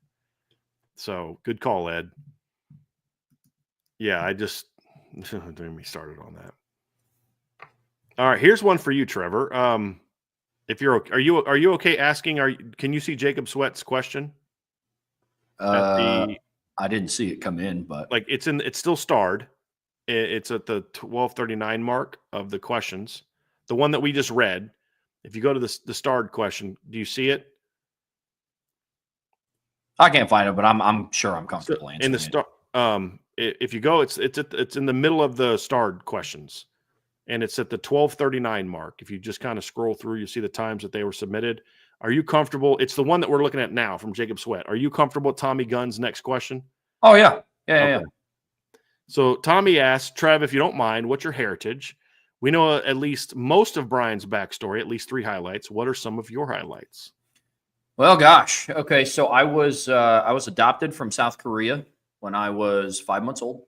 My parents struggled having kids, and so they turned to adoption, and they went through an agency, and they adopted me from Daegu, South Korea, and I actually ended up arriving 2 months before I should have, because to prepare a baby for international flight, they have to be a certain height and weight. And I was a normal size when I was born. I was like 7 pounds, 8 ounces when I was born. Then at like 5 months old, I was like 22 pounds. And so basically my mom got a phone call one day and she was at work and it was her social worker. And they were like, hey, so what are you doing this weekend? And my mom was like, I don't know, just hanging out. Do you need to come by and see the house? She's like, no, Trevor's going to be here this weekend. And she was like, what do you mean? Like, she's like, who? And she's like, Trevor, your son. And so they were going to use like Black Friday to go get crib and changing table and all that. And so then they were like, okay. And I was supposed to fly into Detroit. They go and get all this different stuff and they load up on, diapers and clothes and stuff they already didn't have. Because since I was being adopted, they didn't have like the traditional baby shower. And so they went and got all this stuff. She gets a phone call Friday night. They're like, hey, his flight got redirected to Indianapolis. And so then they contacted all the family members. They're like, hey, it's actually going to be Indy. They came and picked me up, kind of full circle moment now that I live down here now, which is really cool. Yeah. And so then I obviously don't remember it, but then I got to attend my own baby shower. So, yep, it was a little bit backwards, but yep, that's where I'm from, T-Guns. And your parents still both live around here, correct? Yep, my parents. Yep, my dad lives in South Bend. My mom lives in Elkhart. That's where Trev does the Godfather show from, right? Yep. Is there.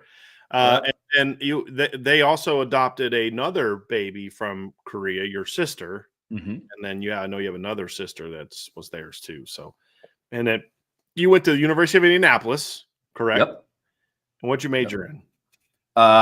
Changed it a couple of times.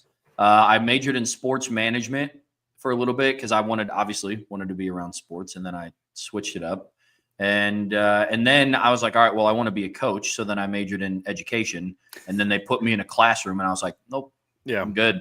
And so then I ended up majoring in content marketing, which led to my career path in sales. Now we're here, but University of Indianapolis, where I met my amazing friend group, met my amazing wife, and now we're here. There you go. Hopefully that was helpful. Super chat from Patriot Drew. Thank you so much for the super chat. Marcus Freeman, while ambiguous in media about the starter, basically tipped his hand on Pollock. Shocking. It's CJ. I didn't watch that interview. Trev, I don't know if you watched the interview. Did you get the sense that he tipped his hand? I don't know if I interpreted it that way. It was just more talking about like higher ceiling and longevity at quarterback. And I think I understand like it's easy to go the CJ Carr route, especially after what everybody saw in the blue gold game. But I think that was just more of a testament to the young talent in the room, which also includes Kenny Minchie. If that's what he said, I would think that it includes both, because it's like, I think if you think CJ has the higher ceiling, then you're going to take that comment that you just said as, well, he's clearly talking about CJ. But somebody else who thinks Kenny has the higher ceiling is going to hear that and think, oh, I think that was referring to Kenny. So I'll have to go back and watch it. see what my thought is on that one. But thanks for the super chat, Patriot Drew. I really appreciate that. Tommy Guns, it's family game night. You have the most of the family at the house. Which card or board game are you breaking out? Neither. I like win, lose, or draw, man. I loved playing that when we were a kid. When we have like family game night, we have people over because we had a big whiteboard at the house because my mom had to use that for like work and stuff. She had a big whiteboard on the easel, and we would have to do that. I loved playing that as a kid, man. That was so much fun. So, Pictionary, it's kind of like some people. Pictionary is another version of that. I would rather play that. The problem is the board games that I like to play, nobody else likes to play. Like Monopoly, Stratego, like games that just take longer to play. You know, and I've never been a big card guy. Like we'll play Uno, play dominoes sometimes, but I've never been like a card guy other than War. We play War as a kid. That's the only other card. But I played poker with some buddies one night. I actually won a couple bucks. Hey. But dude, I had to have a cheat sheet of what beat what with me. They were cool with me using, but come to find out, see, here's one thing I was smart enough to about. Bluffing is a thing you need to know how to do. So there'd be times I'd be like, you know, so I'd start looking at my card, you know, so I actually ended up using it to bluff. There we go. I was able to win some money. There we go. I was like, I don't think I could get away with that with most people. So, but yeah, I'm, you know, cards have never really been my thing. I don't have the patience for cards, but, which is funny. Someone who likes to play Monopoly. I was just about to say, There's a goal in Monopoly that I can, in my head, work towards. There's a goal in like Risk where there's like an objective where I know there's an objective in cards, but it's different, you know, where it's like, okay, here's my strategy going in. You have a strategy the same way in cards. At least I can't comprehend the strategy in cards the same way. So just for me, that's kind of how it was.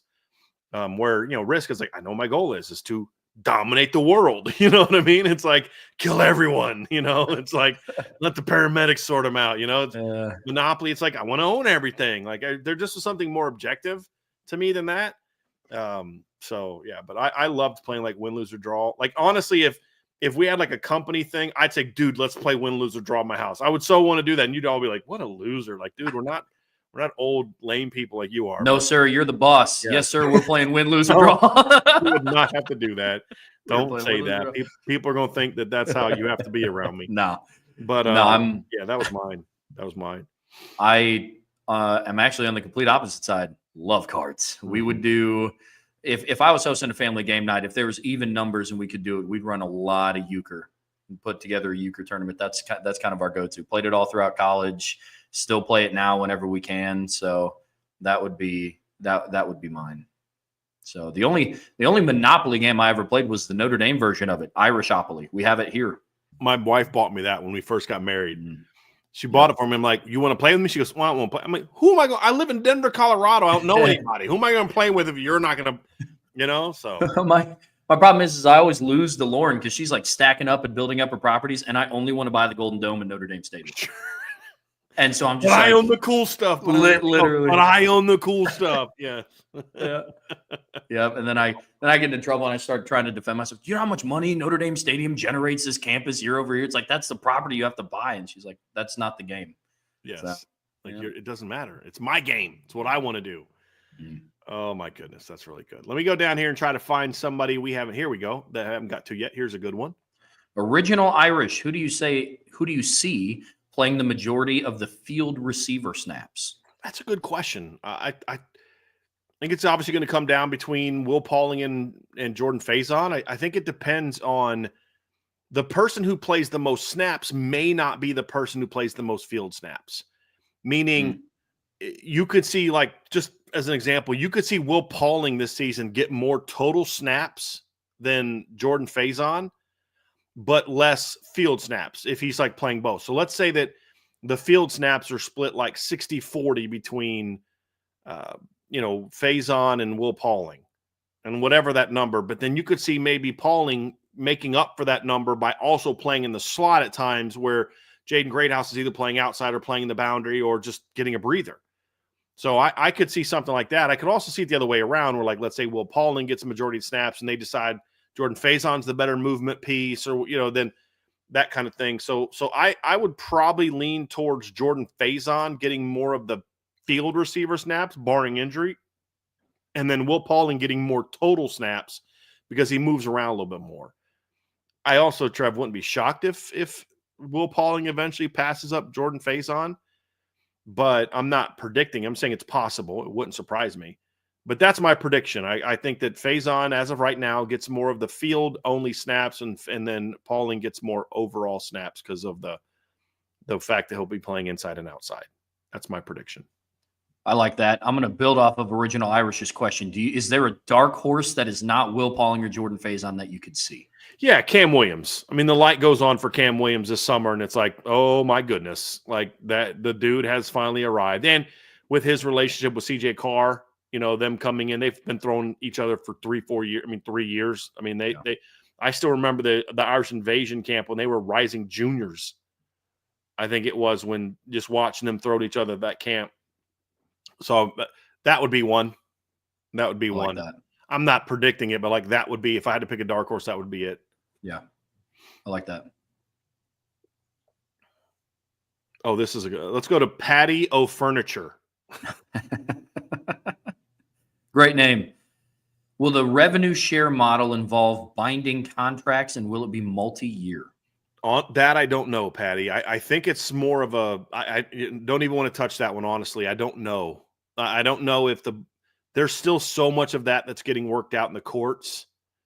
I think the NCAA wants to make it one way, and obviously people not working against the NCAA, working against for certain players, or trying to get it a different direction for that house settlement. I still say the best way to do it is to make it the rev share be a flat fee that everybody gets, and then let the players have true NIL after that. So like if you've got, let's just say they decide the money's just going to go to football, just to make, so you got $20.5 million for football. And you're saying, okay, we're going to take that $20.5 million, you're going to split it up between the 105 players on the team. And I would say if you have less than 105, then you only get a prorated amount. So you don't get $20.5 million if you only have 85 players on your team. So you don't get to like have less players, so you can get more of the money that you keep for yourself in that scenario. So you get prorated up to 105 if that's the number they have. Everybody gets the same amount of money. Every player that's on your roster gets the same amount of money. Then Jeremiah Love can go out there and get a Hyundai, the Gurley Leap Hyundai where we bought our car. Says, hey, we want Jeremiah to be our spokesman. Here's $200,000. What we need you to do is be in a couple commercials and use your Instagram and thing to the car that we give you or whatever, and do it. And then this other company wants to give them $50,000 to come do a meet and greet at something. This other company wants to give them $100,000 to come do this thing, and another company wants to give them. And there's true NIL.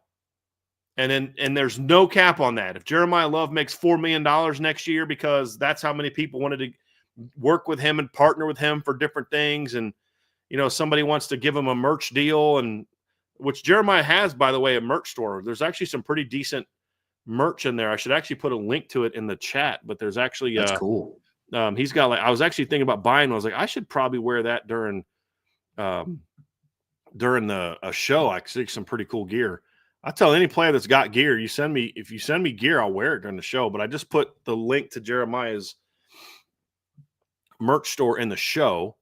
But there's a couple hoodies. There's like a pullover, Trev, that I thought looked sharp. So, but I was like, nah, I'm not gonna do that. I have to look into that. That's dope. Yeah. So that's kind of where I'm at on that one, man. I just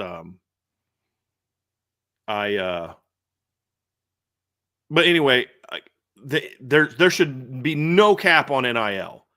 The reason the NCAA is trying to make a cap is because the rev share is basically what they're counting as NIL, and they're trying to put a cap it's understandable, because if I only have $20 million for an entire roster, and I've got to pay my quarterback $3 million, and I got to pay my left tackle, now all of a sudden I don't have enough money to pay everybody, and so certain guys are kind of getting the shaft. Whereas if you just gave everybody a cut of whatever your cut is for the football program, and then let them do their own NIL deals outside of that, I just don't understand why people don't understand how that's the easiest thing to do. And now it's not like now coaches don't have to worry about negotiating this or that. Like, dude, this is what your agents do. Let your agents go out there and get you this shoe deal or a car deal or whatever deal. And as long as there's a true NIL, like a true exchange of services for good, you know what I mean? Goods and services. So you pay me this amount and then I come to X number of events for you with a good attitude and smile on my face and those type of things. And that's what you'll do. So that is how it's so frustrating that people don't understand that that's clearly the easiest path. Let's just give everybody the same amount of money. If you're on the team at Notre Dame, you get this, you get the same amount. And then if you want more, let your agent go out and get you NIL deals, real NIL deals, not pay for play, but NIL deals where you actually have to do something. Even if it's something like the offensive line, all get 20 grand for Mission Barbecue for posing in front of this plate of food that they bring and they put it out on their socials and they do it. Okay, fine. Cool. They come to one event, one meet and greet. Cool. That's fine. That's great. That's what NIL should be. Because nobody cares about you and I going to Mission Barbecue. Hey, we're going to be at Mission Barbecue tomorrow. Come pay us. And they're like, no, sir. The way this works is you order your food and then you pay us. Otherwise, it's called theft, and we're going to call the cops. Right? That's what happened. But if I said, hey, I'm going to be there and I'm going to bring Jeremiah Love with me, will you pay him? Yes, sir, we will. And that's awesome. That's great. I mean, because that's going to bring customers there. It's going to, help them make more money. I think that's absolutely how this should be going. And unfortunately, they've complicated it. People like Tennessee who just handed Nico money. You hear all these reports of he didn't go half the things that he did. They still paid him, right? Because it was just about pay for play. That I wish we could get rid of. I really do. I'm with that. Yeah. Set it up to something how like big companies pay their salespeople. You get a base salary and all salespeople get the same salary, yep. But the top level earners earn that much in commission. Your commission is what the true purpose of NIL was. And that's what I really like. So, yep. Yeah. That's a good example because that's kind of, you've been in fields like that, right? I mean, that's, hey, how much do you want to make? How hard are you willing to work? Yep. John A1, is Micah Gilbert a pure boundary wide receiver, or can he be effective as a field receiver as well? Oh, I think he could do both. Yeah, I think he could do both. I think he can play in the slot also. I think Mike has got unique skills for all three of those positions. I think there's certain positions he's better at, but I don't even know that it's a given that the boundary is his best position. Like I could see him, after Jaden Greathouse leaves, kind of doing similar things to what Jaden Greathouse does in the slot. A little different style, but like I could see him doing that. So I certainly see some versatility there. Patriot Drew has been a super chat. Thank you for this, Patriot Drew. I appreciate that. I'll save you time, Brian. 54:30 mark. So I'm actually going to go look that up and watch that while we are talking. But because I wouldn't mind hearing that. But thank you for that, Drew. I'll go look that up. Appreciate you. Good deal. More questions here. DJ Holman. This is an interesting one, Trev. I'm actually going to ask you this one. Let me read it. DJ Holman. Thank you, sir. Carrot cake underrated, properly rated, or overrated? Happy Easter to all. Happy Easter to you, DJ. So carrot cake, underrated, properly rated, or overrated? Gosh. I guess I suppose it depends on who you talk to. My grandma loved carrot cake, but I'm going to go properly rated because I don't think that when people talk about desserts that are overrated, I don't think carrot cake gets brought up a lot. But when people talk about their favorite desserts, I don't think people are like, oh, dude, carrot cake is up there for me. I like it personally, but I do think it's properly rated in that I don't think too many people overhype it, but I don't think too many people dislike it like that either. So, yeah, I like it. My favorite dessert ever that my grandma used to make was rhubarb pie. It was delicious. She would make it for me. We'd have it on a hot summer's day. It was great. Angela would love that. Love rhubarb and pie. My grandma grew rhubarb on the side of her house growing up. I'm assuming yours did as well. Mm-hmm. And I just never liked it. It was just too bitter. I don't know if it's bitter, sour, or what, but I couldn't do it. But my wife loves rhubarb pie. Oh, it's so good. The best birthday gift Lauren ever got me. My grandma passed away in April of 2021. My birthday's in May. And I came home one time and she contacted my mom and got my grandma's rhubarb pie recipe. And I walked into our apartment, smelled it cooking. It was, yeah, man, it was legit. It was fantastic. So funny story about carrot cake. So my freshman year of college at Methodist College in Fayetteville, the cafeteria there was just absolute garbage. And one of the reasons I transferred to Salisbury is because they had a great cafeteria. And I knew that because we played at Salisbury my freshman year. And I was like, man, this is good food. It was so bad, Trevor. I swear to you, first day I went there, they were serving some sort of pasta. And I'm like, all right, I'll have some of that. And the lady goes to pick it up, and the whole tray comes up with her. It's like, that's how dry and just stuck it was. And she had to like put it like, I was like, that's no pasta. You shouldn't have to like cut into a baked ziti. This isn't lasagna. No. You shouldn't have to like cut into like a, you know what I mean? It was that kind of pasta. And so I had like a bologna sandwich and carrot cake every day for the entire semester because that's the only things that were edible there. The carrot cake was good. So it's like with anything, if it's made correctly, carrot cake is good. I wouldn't call it. I mean, if anything, I'd probably lean towards underrated. But because I don't know of anyone that's like, this is the best dessert ever. You know, so like I don't know that I've ever heard that. If anything, I think it's a little underrated if it's made well. Because like that's one, you know, we're talking about like hams, dry. That's one where if it's a nice, moist, like well done, where it's not dry. Carrot cake when it's real dry is just not that good. Because of the type of cake it is, you got to mess it up to make it dry. If you give me a nice, moist carrot cake with a proper like, you know, icing, like it's usually isn't it normally like or like a cream cheese type of frosting is usually what people put on carrot cake, correct? You give me a nice one of those, and I'm like, this is some good stuff right here. Yeah. Yeah. So I would say if it's done right, I'd say if anything, it's a tad underrated more than anything else, man. So yeah, that's where that'd be my 2 cents on that one. I want to get to a few more here, Trev, we're going to get to a lot more, but I want to get to some more that we haven't got to yet. So make sure that at least everybody gets one question asked today. The ones who put in a bunch of questions, we love y'all. We thank y'all so much for that. We will try to get to all those, but I just want to make sure that everybody gets a little bit of into the action a little bit today. Love it. Kevin Carter, based off where they are at now, what realistic, if any, addition would you make on each group on the defense to make them elite? D-line, linebackers, corners, and safeties. I'd say probably D-tackle. I would love to get just a nasty, just like give me one like big, nasty nose tackle and then just a elite pass rushing 3 technique. If I could have that on every defense every year, I'm going to have a chance to be pretty good. And, you know, so, and the other thing too is I think they're kind of already elite everywhere else. I mean, at least talent wise. So it's like, you know, I mean, I could say D end, but I kind of feel like D end, it's not about adding people. It's about getting healthy and developing the guys you have. Yep. I mean, if you're going to tell me that Boubacar is going to be healthy and play to his full potential, and Bryce Young's going to be healthy and play to his full potential, and same thing for Logan Thomas, and you add those to guys like Josh Burnham, who's already kind of proven he's like Josh is an interesting kid to evaluate because he doesn't have like great numbers, but you can remember him. Like, I feel like he had more production than that because I remember this big play, and I remember that big play, I remember this clutch moment, because it just seems like Josh won't do anything until there's a big moment, and then he goes and makes a play. Literally. This is kind of how he's been, you know, and not do anything, but I mean, not do anything flashy, right? Is what I mean by not doing anything. It's not like he's getting his butt whooped the entire game. Just, you know what I mean? It's like he's just not making the big plays. But you add him to that mix and Junior Chilamaka to that mix and some guys like that. And Chris Burgess is like, D-end is just like, dude, just get the most out of what you have.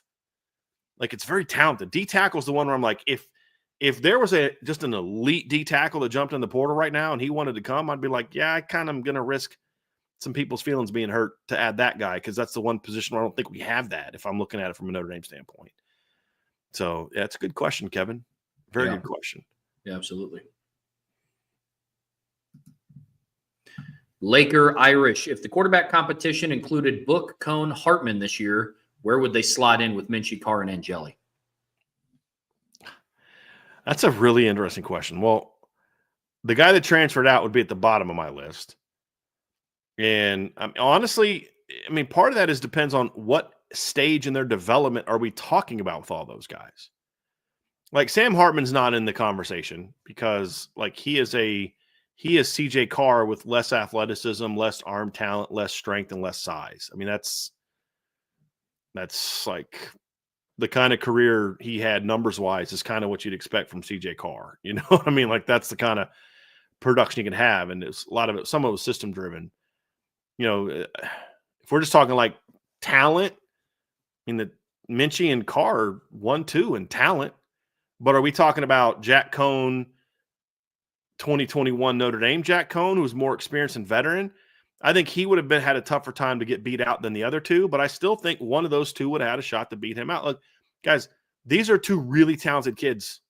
Really talented kids. They'd have had a shot to beat out any of those guys, but are we talking about 2018 book, 2019 book? If we're talking about 2020 book, it's like you're talking about a 2-year starter that's gone like 20-3 as a starting quarterback. Like, they're way more talented, but I understand where there'd be some reservation. I'd still would have tried to start him because I said, hey, you need to give Dracovic a shot here because we know what Ian Book is. And we know what the floor and the ceiling is with him. Why not at least try to give this, something for this young kid? Like give him a package or something. Like that was a guy that should have had a package. They didn't do that, but I mean, those two, the two most talented kids in this conversation that you're asking about are Kenny Minchie and CJ Carr. Yes. Depending on what part of the development are they in? If it's all of them and going into their sophomore season, then it's Carr and Minchie. I mean, I don't think it's debatable. If it's Carr and Minchie trying to beat out 3-year starter version of Ian Book, that's going to be a little bit tougher. Yeah.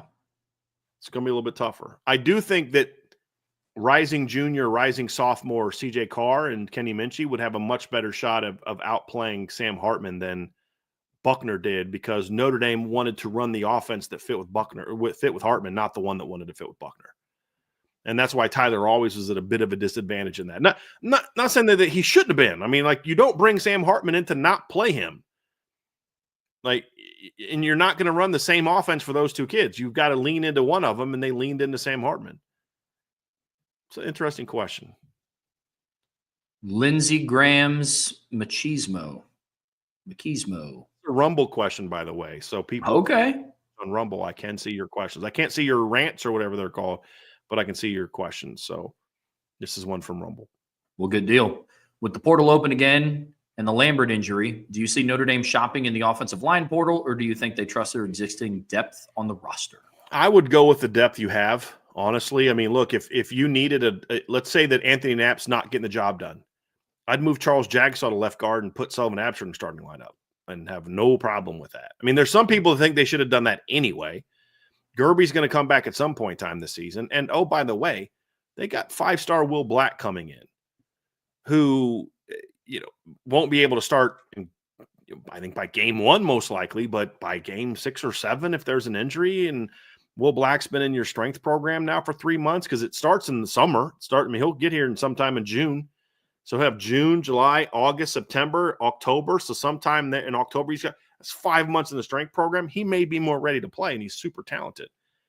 So I don't think there's a depth problem. I think there's a get everybody healthy problem and, move some guys around, but I don't think they need to go to the portal for an offensive lineman. There's no one in the portal you're going to get that's going to have more talent than Will Black or Gerby Lambert. You just got to get Gerby healthy. You got to get Will Black some talent. Because if an offensive lineman was that good that he was going to come in and crack this lineup, he's not in the transfer portal. He's getting ready for the NFL draft. It's a good point. Josh Buffo, should or does Notre Dame have any interest in looking at Micah Hudson? None of the above. I mean, look, is he very talented? Yeah, couldn't crack the lineup at Texas Tech this past year, which doesn't mean that he's got no hope because Cam Williams couldn't crack the lineup either. But you're talking about a kid that's going into his second year of college and he's already transferring for the third time. He goes to Texas Tech. No, second time. No, okay. He transfers first time. He leaves Texas Tech to go to Texas A&M. Then he leaves Texas A&M and he's transferring again, and he hasn't even started his sophomore year yet. That is a headache you do not need. I don't care how talented he is. Your receiver room is not in that bad a shape where you need to deal with that. And so I would pass on that. I mean, and maybe the young man's going through some stuff, and maybe that's the reason he's struggling. And if he is, I pray for him. I hope he gets the help. But that's not a problem that you need to deal with if you're Notre Dame. You don't need that much to deal with that. Same thing with Jonte Cook, who's now leaving Washington who got kicked off the team in Washington after transfer. It's like, you just don't need that. You just don't need that mess. Camden Hirschberger, of the freshmen and redshirt freshman receivers, rank them from who will have the most production to least production this season.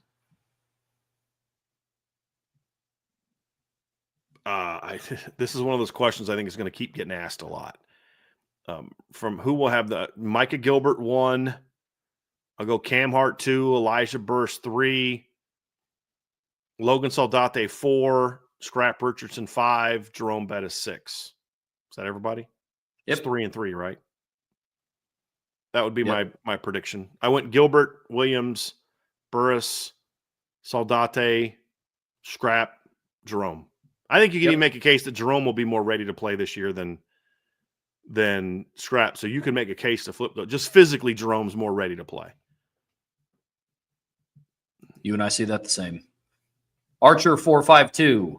Brian Kelly had one losing season at Notre Dame and finished with a percentage of .739 in South Bend. Do you think Marcus Freeman ever has a losing season as Notre Dame's head coach? Do you think he finishes with a better win percentage currently at .767? No, he won't, and yes, he will. He'll never have a losing season at Notre Dame, I don't think. Because I don't think he'll ever have the roster in as bad a shape as he did that year. Yeah. He'll never make a hire as bad as Brian Van Gorder and then be dumb enough to bring him back for a third season. Mm-hmm. And, I mean, yeah, he'll definitely have a better win. Because, like, not only Brian Kelly have that 4-8 year, he never had a losing season. Well, yeah, Brian Kelly didn't have a losing season in 2011. They went 8-5 with a team that had 2 Hall of Famers on it, potentially 2 Hall of Famers on it. You had Harrison Smith and Zach Martin on it. You had Tyler Eifert, Michael Floyd, Chris Watt, Capron Lewis Moore, Stephon Tuitt, Aaron Lynch, Lewis Nix. I mean, the list goes on. I think it was like something like 19, 20 NFL players in the rotation that year. Jamor Slaughter. You had Robert Blanton, I believe, was on that team. And you went 8-5. That's basically a losing season when you consider the talent they had. Like, lost to Pitt, lost to South Florida. Like, that team was loaded. Trevor Robinson, Taylor Dever, the late Taylor Dever, Braxton Cave, Jonas Gray, Sierra Wood, Theo Riddick, TJ Jones, Matthias Farr. I mean, that team was so loaded. Did I mention Manti? Or did I forget to mention Manti? I think Darius Fleming, Capron Lewis Moore, Steve. I mean, that team was so loaded, and you went freaking 8-5. 8-5. That's the equivalent of a losing season when you have that kind of talent. There's no way, there's no evidence that Marcus Freeman would go 8-5 with that kind of talent. Marcus Freeman went 9-4 with a team that had nowhere close to the talent that team had. Nowhere close. And he went back. Let me rephrase. He went 8-5 in back-to-back years with that talent. Back-to-back years with that talent on your football team. So there's a lot of years where Notre Dame underachieved under Brian Kelly. Yeah. And no, they weren't losing records, but Marcus Freeman's not going to have those type of seasons, in my opinion. I just don't see how he will. It's just because if he was going to have it, don't you think he would have done that in year 1? Agreed. Yeah. Mark Avalone, what was your evaluation of how well the defense use and execution of the expanded zone defense concepts were? It was fine. I mean, they're still getting used to it. You could tell. That's why there were some blown assignments with some of the younger players and some missed tackles and things. I mean, they're still cleaning it up, but it looked fine. They didn't play as much of that in the blue gold game as I think they did in practice. I saw a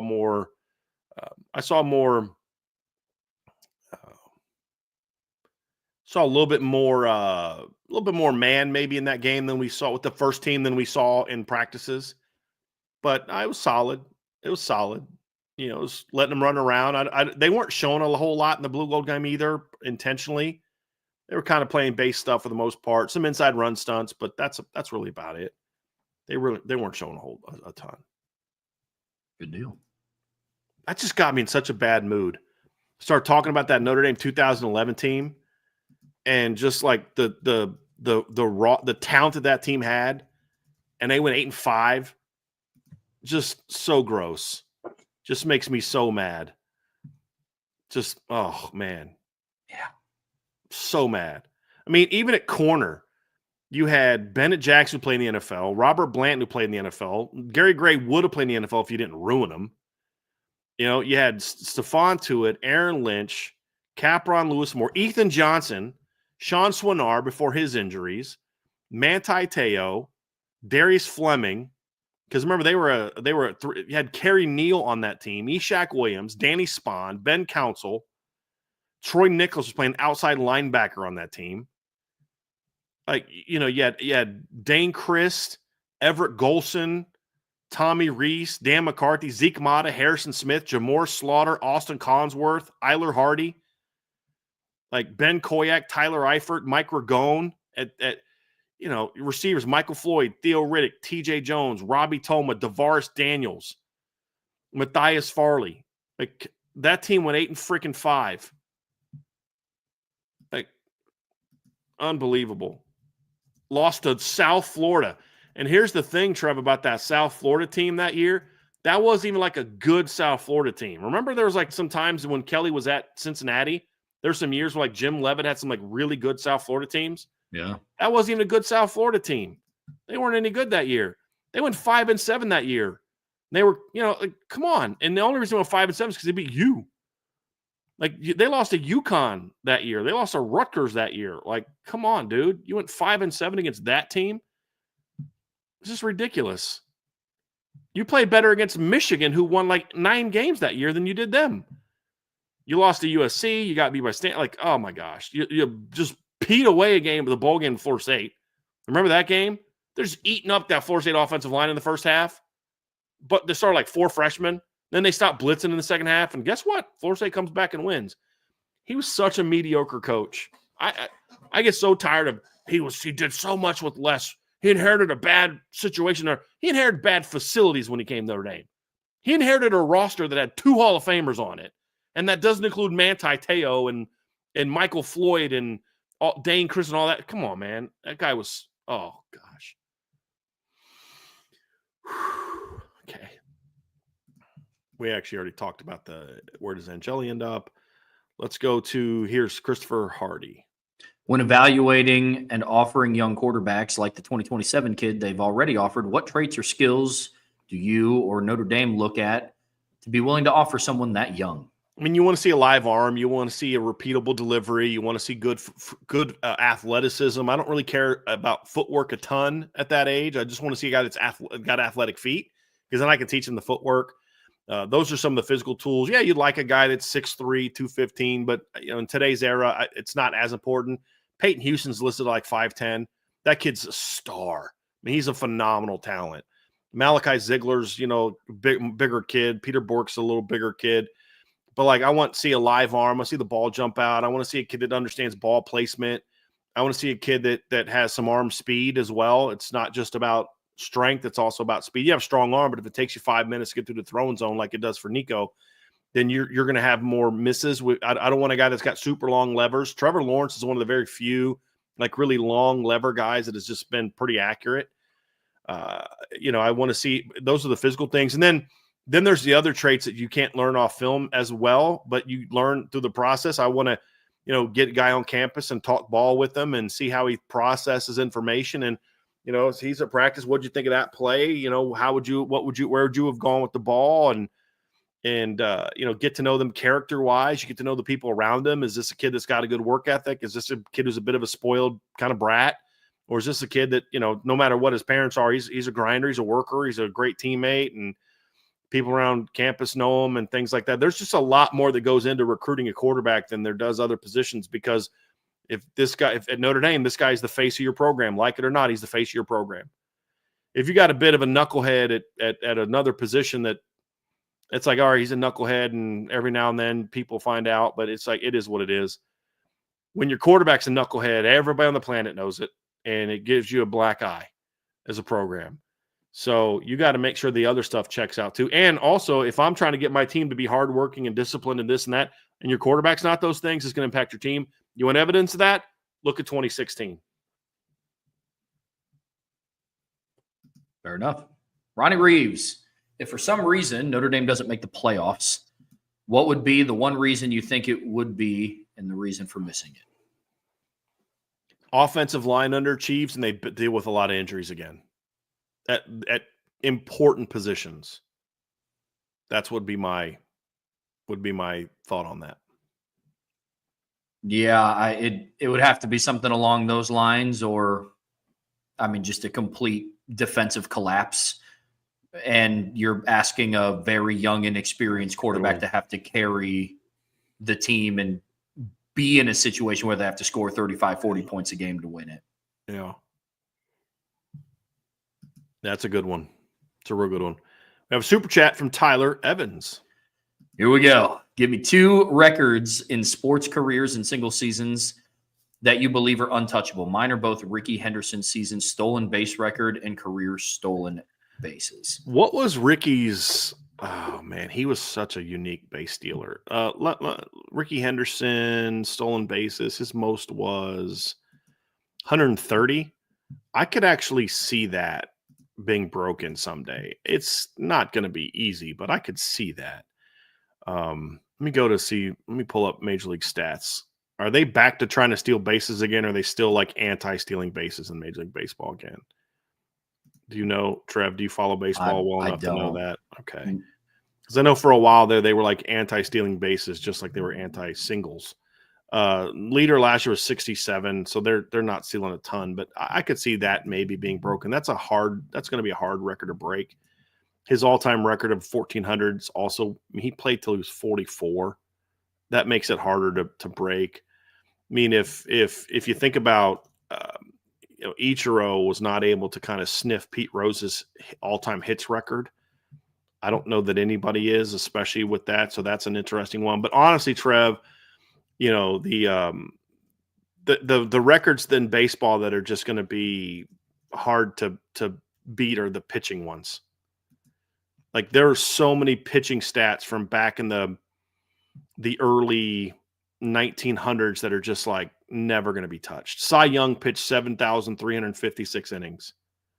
The next closest is a guy named Pud Galvin who had 5,941 innings pitched.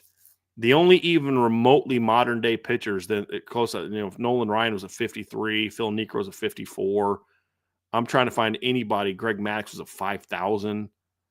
Like I don't see that's the way that pitch counts are nowadays. I just don't see how anybody comes close to that. I really don't. I think Nolan Ryan's strikeout record is going to be pretty hard to beat for the same reasons. Guys don't pitch enough. They don't pitch enough games. They don't pitch enough innings. They don't pitch long enough in their careers. There's this new this thing I think that they focus on, the spin rate that I think puts extra strain on arms. Kids are pitching now year round at 10, and they just you don't see guys pitching as long as guys used to back in the day. But here's the thing. Think about how dominant Randy Johnson was and how dominant Roger Clemens were and how long they pitched, right? So Randy Johnson pitched until he was what? Until he was in his 40s. Let me go look at this. So Randy Johnson, who was one of the greatest strikeout artists of all time, number 2 all time in strikeouts. If you look at his numbers, he pitched until he was 45. He is he's a little under 900 strikeouts below Nolan Ryan. Think about that. Roger Clemens pitched until he was, let's see where Roger Clemens pitched. He pitched until he was also in his 40s. Let me find that one. He pitched until he was 44. He is he's third all-time in strikeouts. He's over 1,000 fewer strikeouts than Nolan Ryan. Steve Carlton's number 4 all-time. He's 1,600 strikeouts below Nolan Ryan. So that'd be 5 years of over 300 strikeouts to sniff Nolan Ryan for a guy that pitched until, he was in his 40s. I just think a lot of those, that's the even, like, just you look at some of those things, Trev, those are never going to get broken. Like innings pitched, strikeouts, they're just never going to get touched, just because of it's just so different now. And especially like the innings pitched and things like that, like single season wins, like the wins record. Cy Young won 511 games. That's almost 100 more than Walter Johnson, who also pitched in that era. Greg Maddux is the only modern pitcher in the top. Greg Maddux and Roger Clemens are the only two modern pitchers, like modern meaning like from the 50s on, I think. When did Warren Spahn pitch? What was his career? Warren Spahn pitched until 65. So he'd be the next youngest. But think about this. Greg Maddux, as long as he's pitched, as long as he was, great as he was, Greg Maddux is 8th all-time in wins at 355. Roger Clemens is next at 354. And then you got to go, Tom Glavine, 21st at 305. Randy Johnson at 303. Cy Young had 511 wins in his career. Like those type of pitching, because guys would pitch multiple times a week and they'd pitch 9 innings every time because it wasn't like full, just was a different game. Like those type of records will never get touched, in my opinion. Just never get touched. So that's my thoughts. Yeah. The one that's off the top of my head, and I love the golf. Mine is the amount of time that Tiger Woods spent ranked as the number 1 golfer. What's that record? 683 weeks. Like consecutive or just overall? Just overall, the number of weeks that Tiger Woods has spent. The next closest is Greg Norman at 331. Yeah, that's crazy. That's just Rory McIlroy, who just won the Masters, has spent 116 weeks at number 1. Tiger did how many? 683. Wow. That is good Lord. That's crazy. It's nuts, man. Yeah, it's crazy. Whew. All right, let's go here. Brandon Plensner. In reality, was the Gordon Sellers recruitment too little, too late, or was there just justification for the late offer and involvement? So here's the mistake you're making, Brandon. You're conflating a late offer with late involvement, and that's not how it went down. They offered late. They didn't get involved late. They were all involved for a while. They offered late. They had to offer late. They had no choice but to offer late. I'm not going to get into why. Y'all can figure it out. But that was the problem. And he wasn't going to visit sooner without an offer. That's the way that it was. The late offer was not something that Notre Dame was late getting on the kid. It was just honestly, I'm good that they made their shot. They took their shot. The kid visited within a week of being offered. There was interest there. There just were circumstances that were going to make it harder for them to kind of climb up the list the way that other schools did. So it's a little bit of all that. It was a little too late, but there also was justification for the late offer. Good deal. Chris Moore, if the starter, whether it's CJ or Kenny, doesn't look like they will take the passing game to the next level, is that more of an indictment of Coach Gino or the quarterbacks? It would depend on when, Chris. If we're talking about like this year, we should see some flashes of it, I think. But if we go through this year and they just look like mediocre players, I got to question that that's a development issue. These kids are too talented, and we've seen it. If they can't take it to the next level, then that's a coaching issue. But but even if CJ Carr comes on and lights the world on fire this year, let's say CJ starts and lights. I'll give Coach Goodulli some credit, but didn't he kind of show up that way though? You know what I mean? Like he'd get more credit for me if Kenny wins the job and lights the world on fire, because Kenny needed a lot more refinement and work and push and encouragement. With CJ, honestly, this is going to sound really bad, and I don't mean as disrespect to Coach Gaduli, but it's like kind of like, don't screw it up. It's kind of how it was like Jimmy Clausen. Like I give Charlie Weiss a lot of credit for recruiting Jimmy Clausen, but I don't give him as much credit for developing Jimmy Clausen as I do giving him credit for developing Brady Quinn. He gets a ton of credit for developing Brady Quinn. I give him almost no credit for developing Jimmy Clausen because, like, dude showed up that way. Like, your job was not to screw it up. And that's a different animal than, like, than this. It's like with the coaches at Clemson. Like, I don't give you a ton of credit for developing Trevor Lawrence. Your job was don't screw it up. That kid showed up legit, ready to go. I give Jimbo Fisher more credit for developing Jameis Winston than I do them because Jameis had talent, but Jameis needed a lot of refinement. He was a two-sport star. People forget Jameis was a really good baseball player. So he wasn't one of those guys playing football year-round. He just needed a lot more development, like a lot of quarterbacks did back in the day when they were playing sports year. I think Jameis didn't he also play basketball in high school? That sounds right. But he definitely was pitching in the spring for sure. Yes. Like he was a legit, I believe he got drafted like in one of the later rounds out of high school, I believe.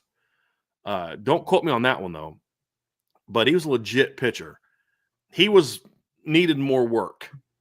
So that year of redshirting was good for him. Where Trevor, you're wasting a year redshirting him because Trevor showed up kind of as a ready-to-go package. He just needed to learn the offense. That's kind of how I put CJ. Now, I'm not saying CJ has Trevor Lawrence's God-given tools. I'm just saying, but CJ kind of showed up as this guy. And I even had somebody the other day, and I'm trying to remember who it was, but somebody told me that they were told by somebody that if CJ doesn't get hurt, that he was kind of ready to play last year until he got hurt. Like, he kind of had figured it out already. And that's why I'm not surprised that he won the starting job and why we kept trying to or not starting job, but like why he's kind of the number one guy coming out of spring. And that's why we told you guys, like, guys, this is not going to go how you think it's going to go based on what you're being told. This is going to go a different direction. So, which was also a testament to how well Kenny Minchie played this spring, that he's still in this conversation. Yeah. Because he had to play really well to still be in this conversation, in my opinion. Yep. Coach Gaduli is one that I'm kind of keeping my eye on this offseason for all the talk about, Juwan Sider coming in and Chris Ash. Some of Notre Dame's transfer portal quarterbacks. I mean, Sam Hartman digressed as a passer when he came to Notre Dame. Riley Leonard did some things or didn't do some things that he would do at Duke when, he came to Notre Dame. So I think that's going to be interesting to track. My one defense of him is we started to see some of that regression with Riley in 2023. Sure. Because of some different circumstances and then, of course, the injury. So I don't really put a lot of that on Gino Gaduli, or I don't put any of that on Gino Gaduli. The Sam Hartman stuff, you could say maybe didn't do a great job of. In his defense, he didn't pick Sam Hartman. Tommy Rees did. Yeah. And, so there's just some things there, Trevor. I'm like, it's really hard to truly evaluate the job he's done. He's done a good recruiting job so far, but I think I'm being a bit hyperbolic with my how much credit does he get for CJ performing. But I do think there has to be some credit given to if he is able to help get CJ to that full potential. But let's not act like you took a really raw, unpolished kid and turned him into what he is. Like CJ's grandpa and dad and God also all contributed to CJ Carr's current level because he was raised as a kid who loved football and dad played quarterback at Michigan. He didn't have CJ's talent, but his grandpa was a head coach for a long time at Michigan and, all those type of things. So, again, it's your job, just like the Clausens, your job is not screwed up. Yeah. That's your job. Got some super chats coming in here, Trev. Got another one from ICURN with Irish Luck. Do you think seeing Den Brock use Will Pauling in practice went a long way with Bubba Frazier? Body type is similar and both being pretty fast and explosive. I don't know that it was Will Pauling as much as it's that the one player that Notre Dame landed as recruiting and receiver this year that you could point to film from last year and say, you fit pretty well into this is Bubba Frazier. I mean, you pop on the film of Jaden Greathouse in the postseason, and you pop on film of Jordan Faison last year, and it's kind of like that's what you're already selling to Bubba Frazier. I don't think you needed to see Will Pauling do what he's doing. I think the fact that they recruited another Will Pauling speaks to Bubba Frazier that we like guys like you here. And so I maybe that you could say that was the final straw, but I think you're looking at what they did last year and saying like, dude, this is how you fit into what we do. I mean, think about like the Georgia game, the reverse. They got Jordan Faison late in the game. That was a big, like, that's something you're going to do with Bubba Frazier.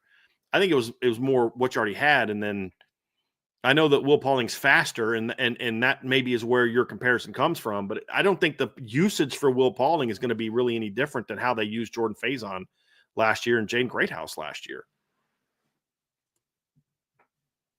Agreed. I think your head's in the right place. I just think that was one of those things already there. It may be a little harder to sell a boundary receiver. He's going to come in and do dominant things. You may need Malachi Fields to prove that this year, because we didn't see that last year with the slot guys, the shiftier slot receiver stuff type of deal. We saw a lot more of that. Another super chat from Hunter Hall. Thank you, Hunter. To add to the records that won't be broken, Wayne Gretzky's assist record. Let me see. Let me look that up. All-time high. Because didn't his scoring record just get beat? Something. It was like goals, I think. Yeah. Yeah. Was it Alex Ovechkin or something like that? Yeah. All right. Let's see. Most assists in a career. Holy moly. Yeah. Okay. Wayne Gretzky in his career has 1,963 total assists. And the next highest is Ron Francis, who has 1,249. The next is Mark Messier. Pretty good. 1,193. So, yeah, that's pretty impressive. Yeah. His goals record got beat by Alex Ovechkin. But his points record, you could maybe rack up his points record as another one, because that's goals plus assists. It's called points, right? Isn't it called points? I'll be honest, I have no idea. Okay, but it's goals plus assists is 2,857. The next highest is Jaromir Jagr, who has 1,921. The next highest is Mark Messier, who's got 1,887. The next highest is Gordie Howe, who played almost forever. Like Gordie Howe, first year in hockey was 46, 47. His last year in hockey was 79, 80. And he is fourth all time, and he is over 1,000 points behind Wayne Gretzky. Good Lord. So, yeah, I mean, when you start getting to that, and that's the point I made about Nolan Ryan, when you start getting into a stat where no one's even close to the number one guy, it's like, yeah, someone's gonna pass that someday. When your record is just when you're not that far ahead of somebody else, it's like someone's gonna pass that someday. Somebody's gonna come along and have that's just you kind of look at those things. But when you start looking at things where just like no one in the history of the game is anywhere close. And that's maybe where the original question about Ricky Henderson can come from, because Ricky Henderson had 1,406 stolen bases. The next highest is Lou Brock at 938. But Billy Hamilton, who actually, no, that's a different Billy Hamilton. That's kind of funny. I was about to say Billy Hamilton, who couldn't even hit, but that's a different Billy Hamilton, apparently. You know who I'm thinking of, Trev, the Billy Hamilton to play for the Reds. It's a different Billy Hamilton. Yeah, I mean, Lou Brock's over 400 less than Ricky Henderson. I get that. Like, those are the kind of stats that I look at and say, that's just not going to get broken, because it's just no one even came close. Like, just nobody came close to that. So the Gretzky's a good one. Yeah. PJC also brought up the Gretzky one too, but yeah, thanks for that one, Hunter. I can't speak to that one because I don't know hockey. But when you look at it, you're like, oh yeah, okay, that makes sense. Like golf, I wouldn't even thought about looking up most ranked number one. Like, I was like, that's a thing they track. You know what I mean? Like, the only thing I would have thought of who has the most was it they call them what do they call them? Like it's not Grand Slams, that's hockey. Majors. Okay, so like Grand Slams or tennis. Majors, yeah. Like, okay, what's the record there? I'd be curious what that looks like. Same with Grand Slams and tennis. That's the only thing I could think to know. But yeah, it's interesting. Super chat from Alejandro Coronel. Thank you for the super chat. On the show the other day, Brian Smith and Brian Driscoll spoke on Miami. Brian Smith made it sound like Miami will be in the game. Not trying to be a homer, but double-digit win doesn't seem like a stretch. I don't know that Brian would necessarily disagree with you. I mean, look, we're trying to give an honest preview of Miami. And if Miami plays to its potential, they can give Notre Dame a game.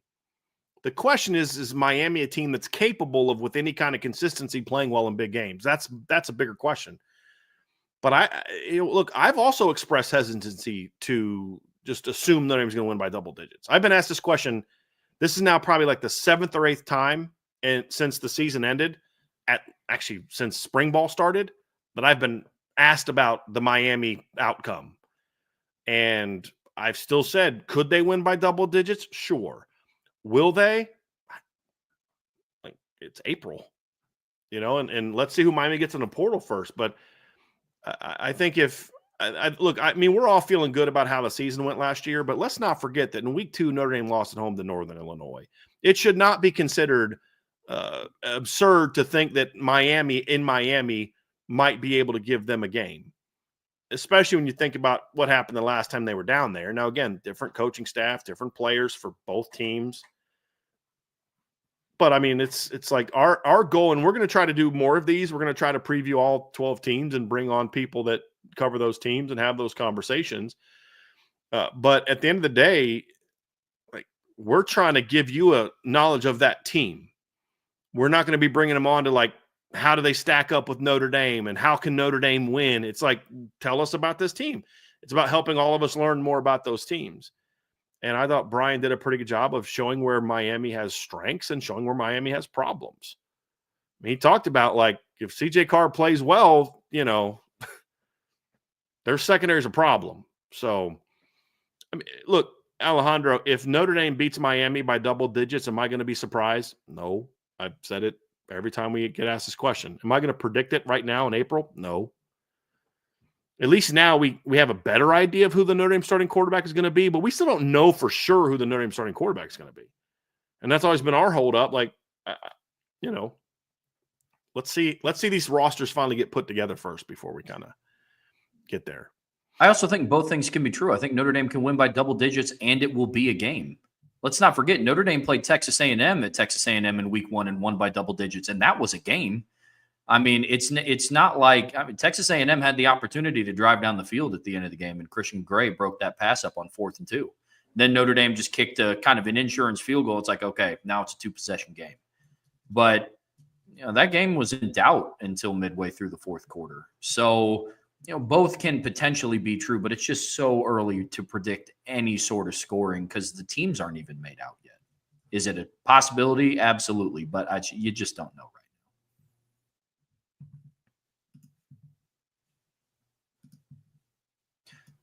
Super chat from Beezer12, Washing Beard. Who's the best quarterback of all time?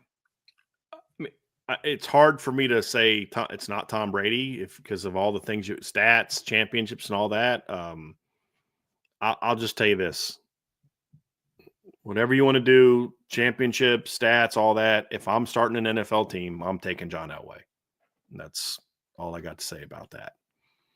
But best quarterback of all time, that's a very subjective thing. Is it about numbers? Is it about championships? Is it about what team did you have around you? Look, when Tom Brady won the title in Tampa Bay, I think that kind of like, okay, he's 40 and he won a title with the Buccaneers. Like, I think we can assume that maybe he wasn't only pumped up by Bill Belichick, that maybe he pumped up Bill Belichick more than the other way around. And the number's not even close to the next guy. I mean, Montana had 4. Right, that's a lot. Elway had 2. Peyton Manning had 2. Terry Bradshaw had 4. But I'm just saying this. If I'm starting an NFL team, I'm taking John Elway. Simple as that. And yes, I'm a fan of John Elway. I'm not going to hide that, but I still say there's never been a quarterback that had that kind of talent. And I've always said what would have happened. Like, you ever watch that 30 for 30 about that draft? Mm-mm. It's one of the best they've done, but they call it, from Elway to Marino is what name of it. It's about the 83 NFL quarterback draft or NFL draft. And it was one of the greatest drafts ever. And it was a great quarterback draft. There was, I think, 4 Hall of Famers taken at quarterback in the first round of that draft. I think it was, or maybe 3. It was 3 Hall of Famers. It was John Elway, Dan Marino and Jim Kelly were all taken in that draft. So was Tony Eason, Ken O'Brien. Tony Eason played in the Super Bowl with the Patriots. Ken O'Brien was a really good quarterback for the Jets. Todd Blackledge wasn't very good. That draft also had, Trev, not only those, that had Eric Dickerson was in that draft, Kurt Warner for the Seahawks, not the quarterback, but the one. Bruce Matthews is a Hall of Famer. So of the top 15 draft picks, Trev, of that year, 5 of them were Hall of Famers. And there were 7 Hall of Famers in the first round of that draft, including it was John Elway, Eric Dickerson, Jimbo Covert, Bruce Matthews, Jim Kelly, Dan Marino, and Darryl Green.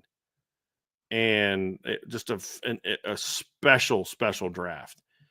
But Elway was the number 1. And then also, forgot, Richard Dent was taken in that draft in the 8th round. He was another Hall of Famer from that draft for the Bears. But anyway, the agent for Elway was the same agent for Marino. Elway was the first quarterback taken in the first round. The agent was, or Marino was the last. So he kind of went through all these things, and they talk about Elway demanding to be, not picked by the Colts and that whole process. And they talked about some of the teams that contemplated trading up with the Colts to draft him. And there was a talk about how Bill Walsh had some engagement with them, but he decided he wasn't done winning with Montana yet. And he wasn't, because he won a couple more Super Bowls with Montana after that.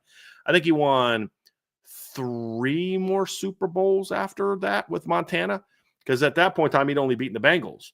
And then the next year, 84, he beat Dan Marino and the Dolphins. And then in 88, they beat, I think it was 88, they beat the Bengals. And then again, and then in 89, they beat the Broncos.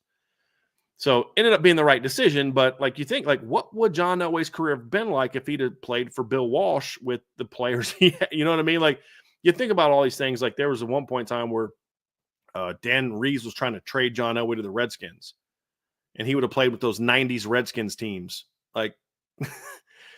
That all factors into it. But I just still say, man, if I could take any quarterback ever, I'm taking John Elway. Am I going to sit here and say he's the greatest ever?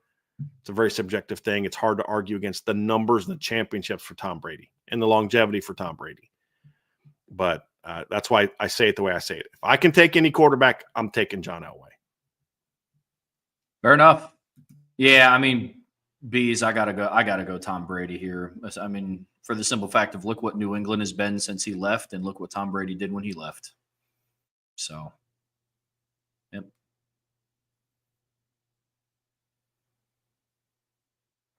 Get some more up here. Let's Oh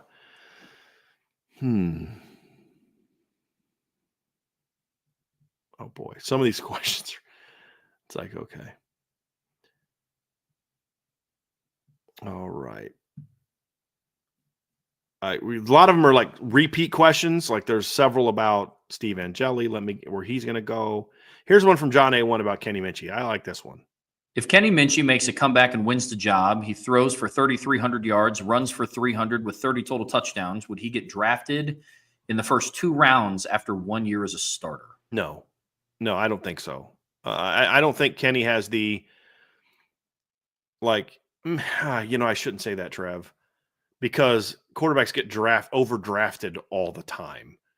I don't know enough about next year's draft class. I think NFL teams are starting to become a little bit more leery of 1-year starters because of all the misses. I was going to say Mitch Mustaine, but that's not what I meant. Mitch Trubisky, Trey Lance, some of these guys that have kind of flamed out after 1-year starters.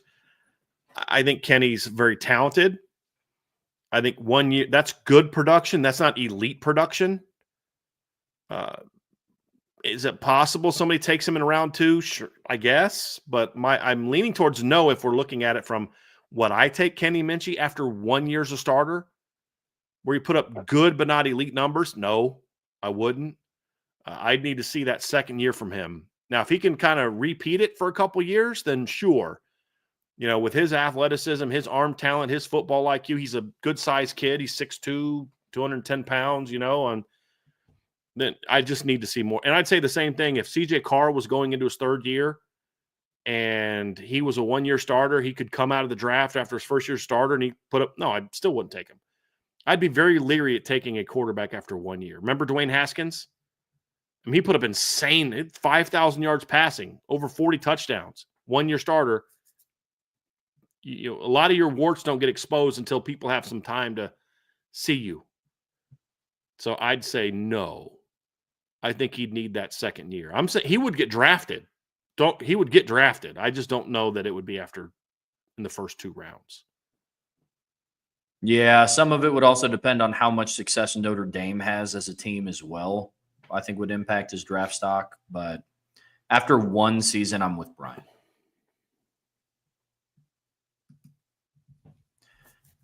Andy, it just means more over under 4 touchdowns for Jaden Greathouse, Eli Raridan, Young, Cam Keeper Williams, Young. and Jordan. Yeah, sorry, I was drawing a blank. I'm going to go over on Greathouse, over on Raridan, over on Kedron, under on Cam Williams, over on Jordan Faison. I'm with that. Yeah. John A1, based on what you saw from Will Pauling in the spring game, can he become an outside vertical deep threat versus playoff caliber defenses? It's hard for me to say. I mean, we saw him run full speed once, and he didn't catch a pass. He was 3/4 speed most of the spring. Yep. Now, from what I've heard about him and the fact that I'll say this, I'd have to make this opinion off of a 3/4 speed seam route. And it wasn't because he couldn't run fast because of his injury, but that type of seam route, you're not running 1,000,000 miles an hour. You clear that first level and then you throttle, and the quarterback needs to find that seam guy and bend it inside and get it to you. The faster you go, the more you run into the deep coverage. I think it was cover 3, and they, what I'm talking. It's the one, I think Steve hit him on that one in 7-on-7. He wasn't running full speed, and then the only time we saw him run full speed, it was impressive when he beat Ben Minnick on that slot fade. That was an impressive route. He looked really fast. That's the only time I've seen Will Pauling all season let her rip. It was an incomplete pass. There's no way that I can make that assessment off of that. I will simply say this. That type of speed is what you look for to make plays against the best defenses in the country and playoff caliber teams. Can Will Pauling specifically do it? It'd be totally unfair for me to say that based on what we saw this spring in the spring game. Guy didn't catch a pass. I will just say if I'm building a player that I think can compete against championship teams and he has Will Pauling speed, then I feel good about that. It's the best I can do on that one, John. Good deal. Tommy Guns, if you could go back in time and change one major event in the history of Notre Dame football, what would it be? We got to ask this question, I think, recently, and people are talking about like Randy Moss gets into school. I think that's a big one. For me, it's one of 3 things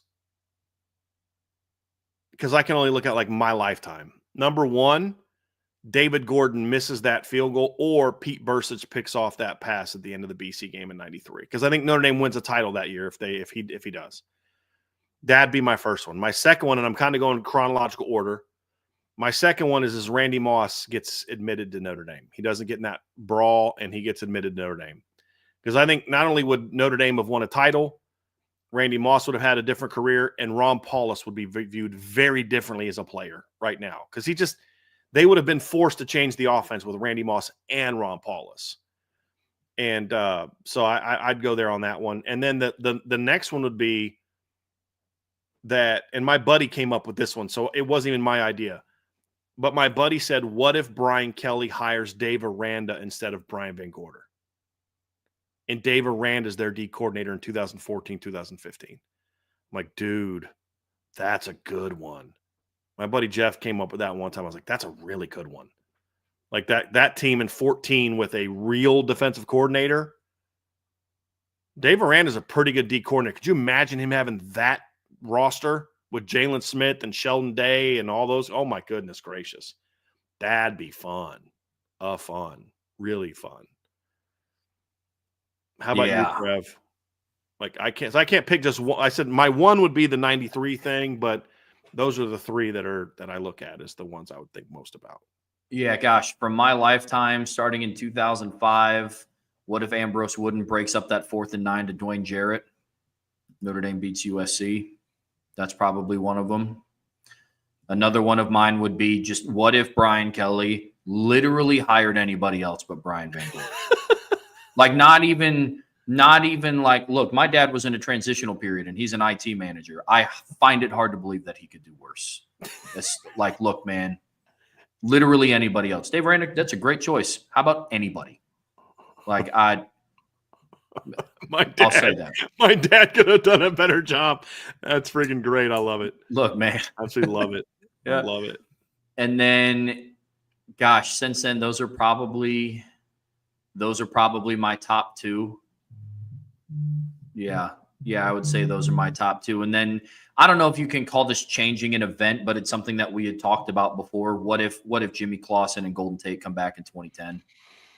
So I guess the event changing would be getting them to not declare early. But again, but those would probably be my top three. You know, and if you can only change one of those, Trev, I mean, just Jimmy Clausen coming back. Yeah. Even if Golden doesn't come back, Golden was a great player, but you still would be throwing to Michael Floyd, Kyle Rudolph, Tyler Eifert, Theo Riddick, TJ Jones. You know what I mean? Like, it's not like he'd have been devoid of targets. Yeah. If he would have come back. Yep. You know, so it's like there still would have been, some really good stuff in that one.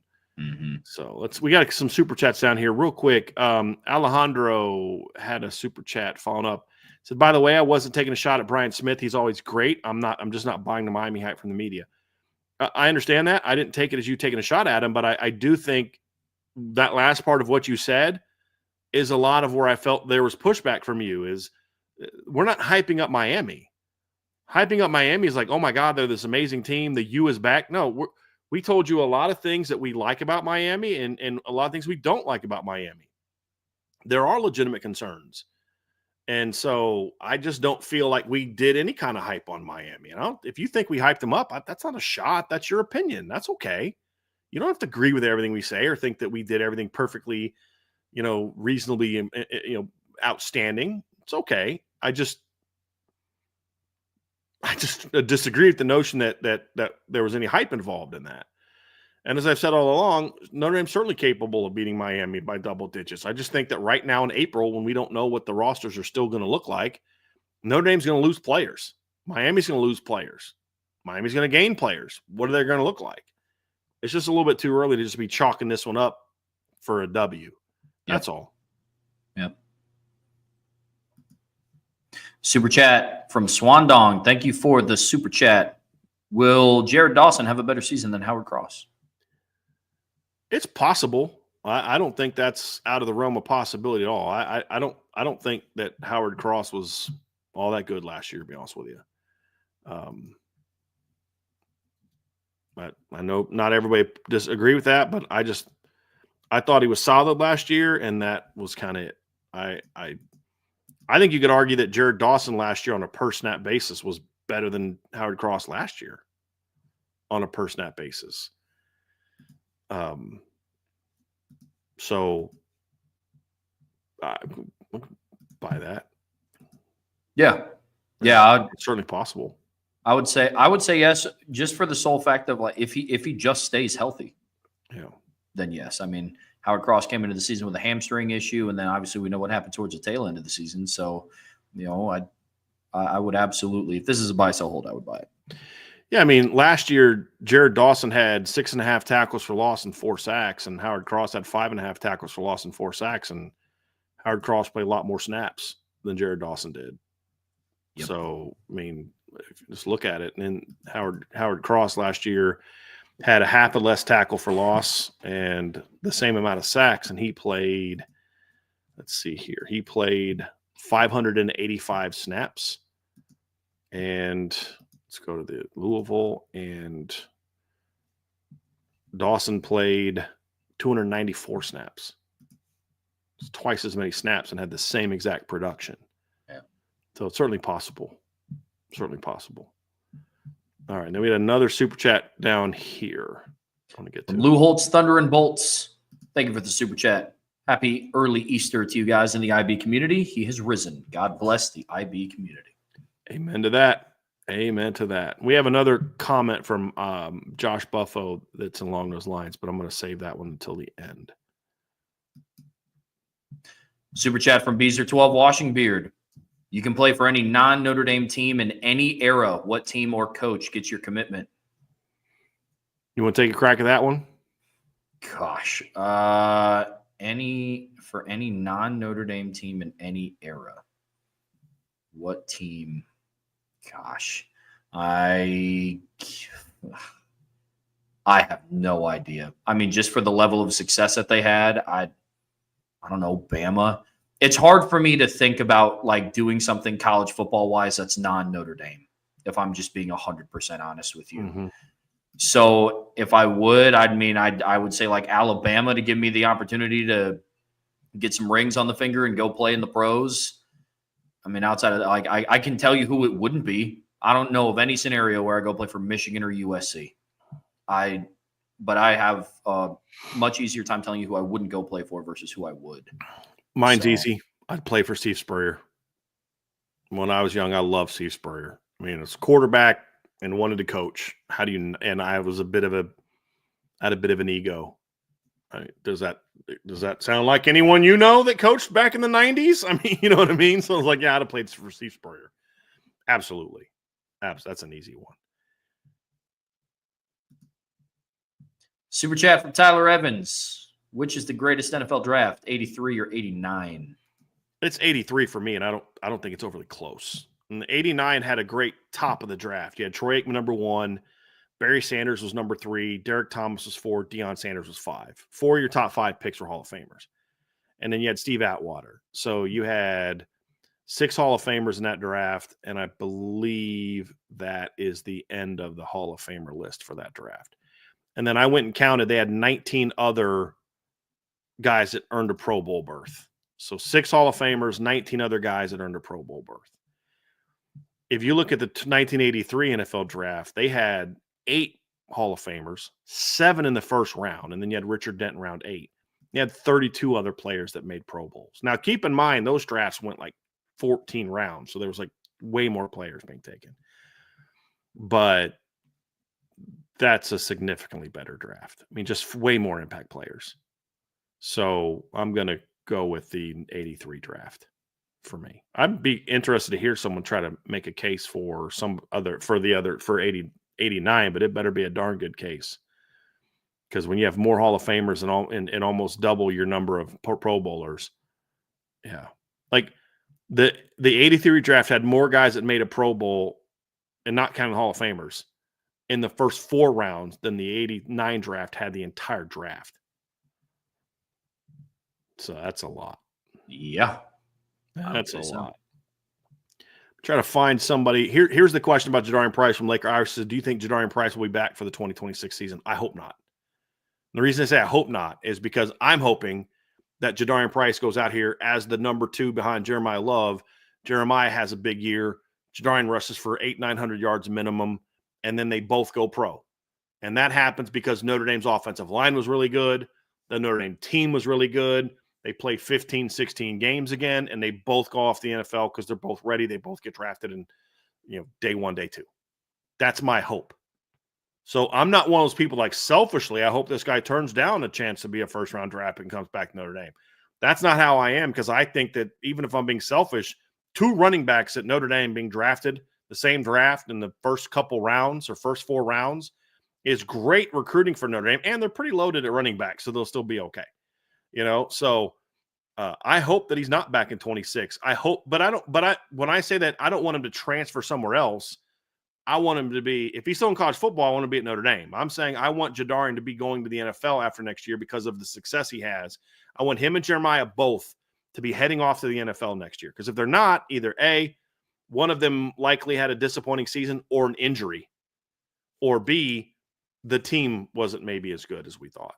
If they're both going to the NFL, the odds are good that they both played really well, they both stayed healthy, and Notre Dame was really good. So I actually hope that that he doesn't come back. Agreed. Archer 452, in the college football playoff era, only 5 Power 4 teams have not had a single losing season. Over the next 11 seasons, How many teams do you expect to reach that same feat? Have not had a single losing season over the okay. Have not had a losing season In the playoff era. So who's that? Bama, Ohio State, Georgia. I mean, Alabama hasn't had a losing season in that time. So you say Ohio State, Georgia, Alabama. Yep. Clemson hasn't had a losing season in that period of time. Notre Dame has. Has Penn State? Yeah, they have. Hold on a second. Actually, Penn State might be the other one. Because I know they've had a couple 7-6 seasons. So they had a couple. The COVID year, I think they had a sub 500 record, actually. Yes, they were 4-5 the COVID year. So that would be the exception to that. I'd be curious who that other team is. Very curious who that other team is. Archer, if you know who the other team is, I'd be curious about that. But I think you're going to see more. And here's the reason I say that is because during the last 10 years, we went through a period of transition. He said Bama, Ohio State, Iowa, Clemson, Georgia. So we got 4 of the 5. Iowa, I would not have guessed that. I would have we'd have spent a long time on this show trying to figure out who that 5th team was before we got to Iowa. Yeah. Yeah, that's kind of where I'm at. But I look at it and you've got established teams. Notre Dame's Bama's still rolling. Like I don't think Kirby Smart's. I said this after the 22 season, he'll never win another title. And we'll see if I'm right about that. But I don't think he's start having losing records. I don't see Ohio State doing that. I don't see Bama falling off like that. I don't see Clemson falling off like that. I mean, because again, I can't project when Dabo's going to leave. I don't see that happening at Notre Dame for a while. I mean, so I'd say more than that. I can't tell you how many. I could just say I think it'll be more than 5. Yeah. And I think we're also going into an era where teams are looking to schedule softer.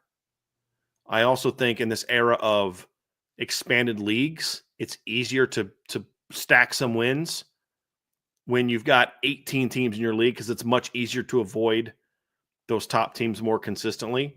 So I'd say it'll be more than 5, but how many, I couldn't tell you. Yeah.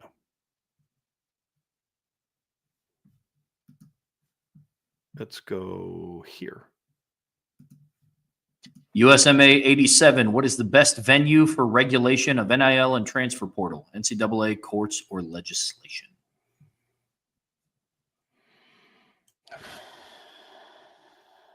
I mean, in a perfect world, it'd be NCAA.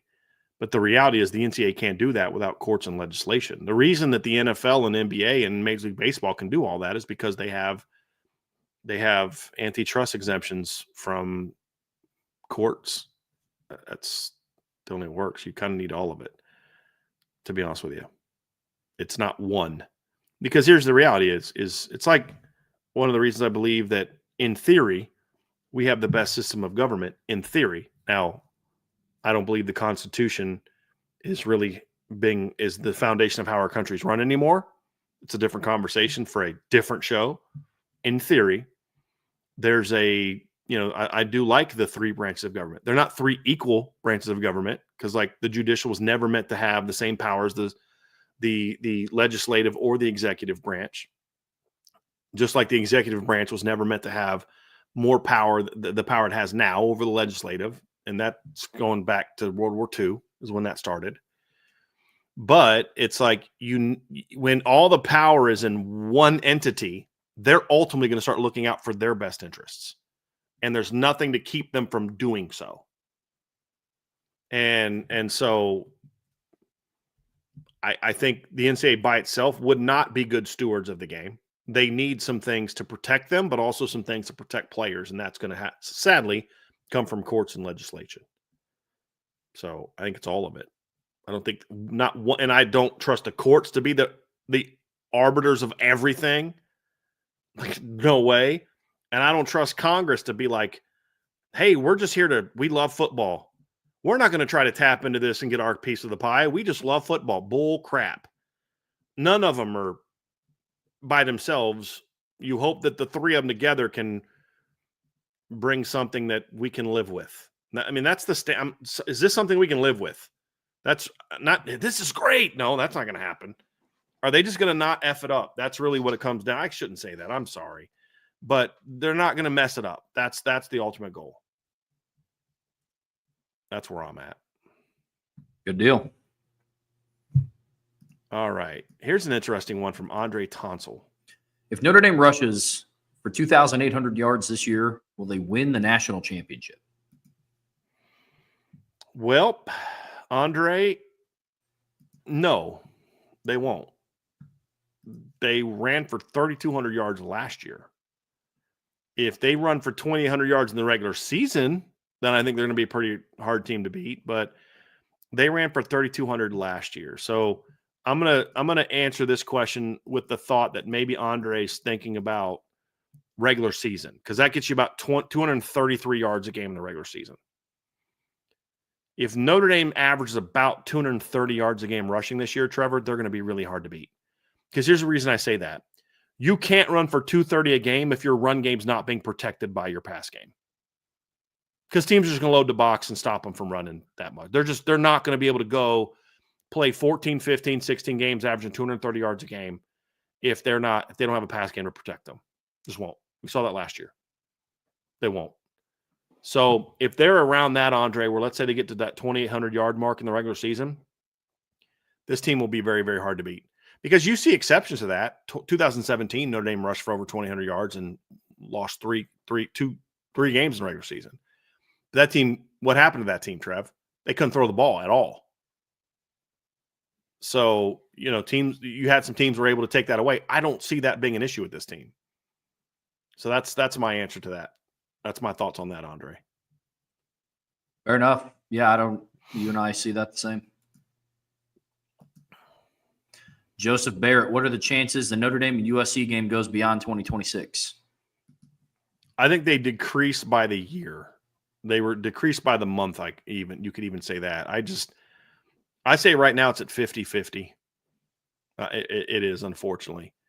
And part of it is, like I said, Lincoln Riley's a coward, and I have no problem saying that. He is. He's a coward. He wants to schedule his way to success, thinking that that's how you're going to get into the postseason and win. Now, how would Lincoln Riley know what it takes to win in the postseason? He doesn't. He has no clue. He's an offer in the college football playoffs. And they've had one competitive game in there. They got blown out by Clemson in 15 when he was the OC. They had a great game they got blown out in 2016, I believe. No, they didn't make the playoffs in 2016. They had a close game against Georgia in 2017, in a year where I thought Oklahoma had the best team in college football, but Lincoln Riley choked it away because he doesn't understand. You have to. Now, here's this thing in football, Trev, where no matter how much you score, now follow me here, Trevor, because this is like really deep insight. Yep. No matter how much you score, if the other team scores even more, you lose. See how that works? So even if you score 50, if the other team scores 51, you lose. And Lincoln Riley hasn't figured that out yet. I'm being sarcastic. I know Trevor's not that dumb, but that's what happened. They scored 48 points in a playoff game and lost. Yeah. Because he thinks it's all about how smart I am and scoring and all that. Got embarrassed in 2019 by LSU. Got beat handily in 2018 by Alabama. And he hasn't been back since, I don't believe, right? 19 was the last year they've been in the playoffs, remember correctly. He has no clue how to win a championship. So he only knows how to get there. He's like, look, at Oklahoma, it really worked out well because we played nobody in the regular season. We played like one good non-conference game. Win or lose, we're still getting in. We just dominated our weak league, and we could get in. That worked pretty well for us at Oklahoma to get into the playoffs. That's all he knows. It's like, well, part of the reason you got your butt kicked every year with loaded rosters is because your teams were not tested at all. Bama's going through a gauntlet playing in the SEC West every week. And they're tested, and that's why they beat you. Georgia, same thing. So I think that, and I think that also that USC just, as an institution, just seems to be having very poor leadership right now. And I don't know that there's anybody that's going to say, hey, man, this is kind of stupid. To me, at this point, I think the only salvation that they have as an institution is if the boosters step in. Yeah. I think that's it. They're like, no, you're not getting rid of this. You're not getting rid of this rivalry. This means too much to us. That's the only hope that I think this rivalry has from USC just absolutely ruining it. That's my opinion. Which is going to really frustrate me because I know they're going to talk a bunch of mess going out the door too. Right. Oh yeah. That's going to and just you're already seeing it now with some of the childishness coming from it's someone who I've respected for a while, but I'm just really disappointed by the way he's conducting himself. And right now with how he's trying to poach a bunch of players from Notre Dame and stuff like that, like it's been very disappointing to see, how that's gone. But I hope that Marcus Freeman is making mental notes of all of this. Yeah. All of it. And goes into that game a little pissed off and has one of those, if I can score 100, I'm going to. Don't say it publicly like Ryan Day did, right? But just have it in the back of your mind. I'm not calling off the dogs at all. I'll put my second team in, but Ash, heat them up. Go get the ball. Hey, Denbrock, put your backup quarterback in. Throw it. We're scoring. Like, that's how I'm going to be. Yeah. If I'm Marcus Freeman. Yeah. Super chat from Hayden Randolph. Thank you, Hayden. How are we feeling about the Ash defense so far? So, Hayden, I would encourage you to go back. We had a super chat pretty early from Scott Mersinger that asked about this, and I went into it in pretty in-depth about, so far so good. I mean, and I don't want to disrespect your super chat, but I also don't want to just kind of repeat the same thing again. But basically the premise was, Cliff Notes is I like how the players are responding well to him. I think the kind of work on perfection. So you slow install because you're working on perfection is something I like. And the things that I heard about him from people that I trust and believe to be true about how he kind of went about his business in his last couple stints as a coordinator is not what I'm hearing from my good sources at Notre Dame about how he's going about things now. Those are all positives. And I think some of the changes he want to make could work if implemented correctly. So far, so good. That's where I'm at so far on this one. Yep.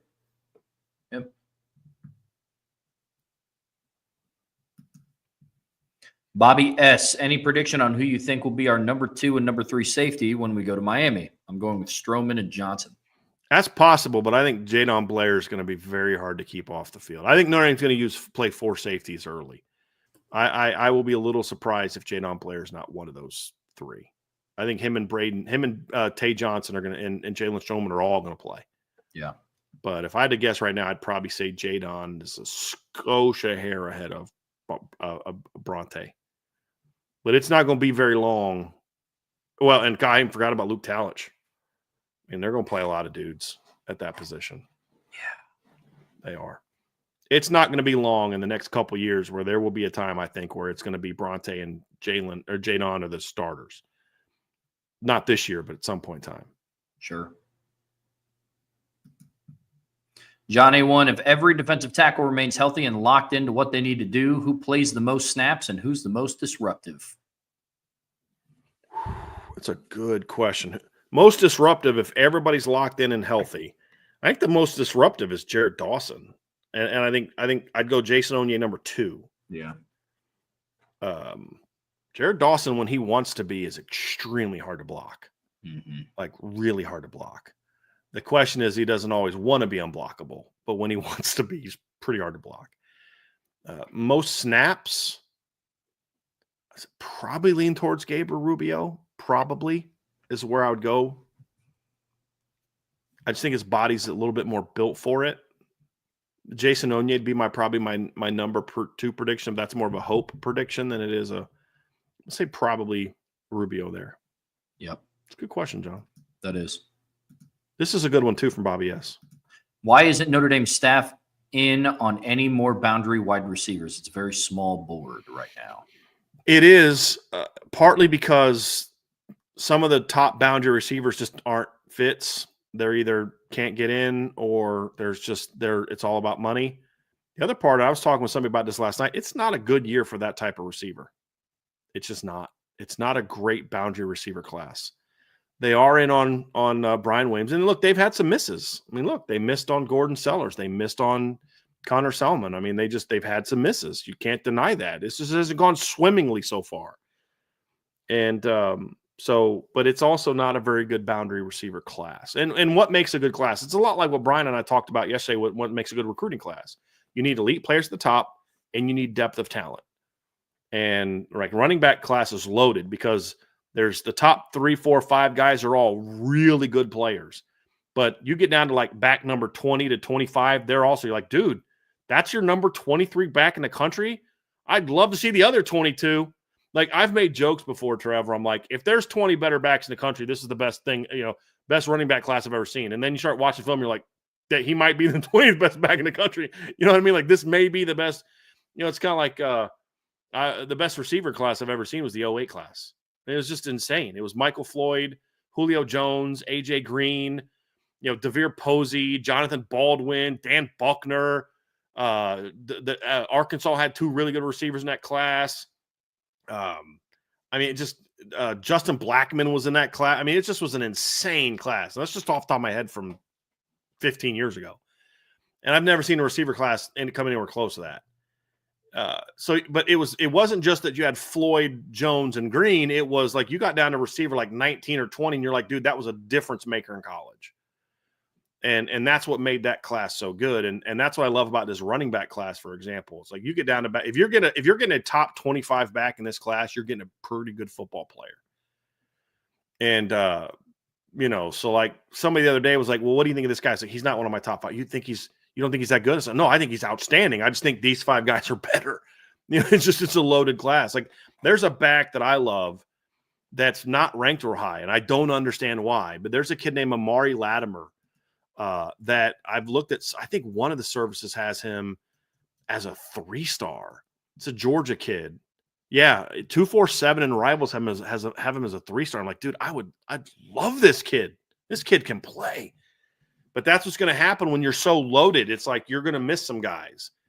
I think the boundary board is the boundary class. It's not like that. There's a lot of Caden Finleys in this class. There's a lot of Bubba Frazier's and Braden Robinsons and guys like that in this class. There are some big, tall, really good players, but there's just not a lot of them. And some of the guys that are just a little overrated, in my opinion. So it's just one of those things where you may just be like, look, if we can't get the right guy, you don't take a boundary guy just to take one. You just say, look, we got whooped for the boundary guys we wanted. We just got beat. And one school beat you twice now. Clemson beat you twice.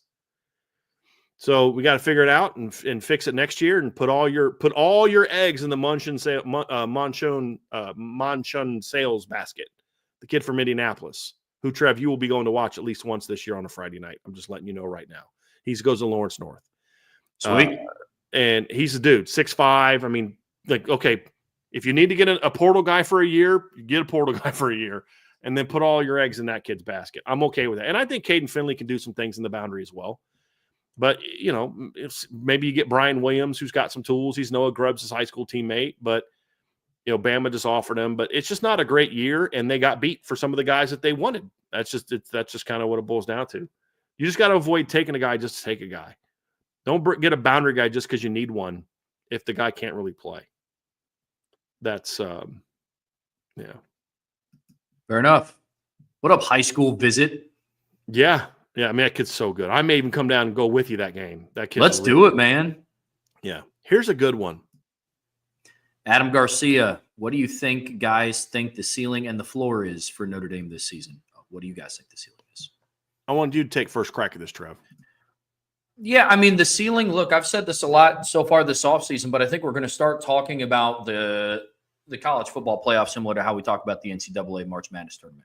It's a road back to the Final Four. For college football, it's a road back to the college football playoff semifinals.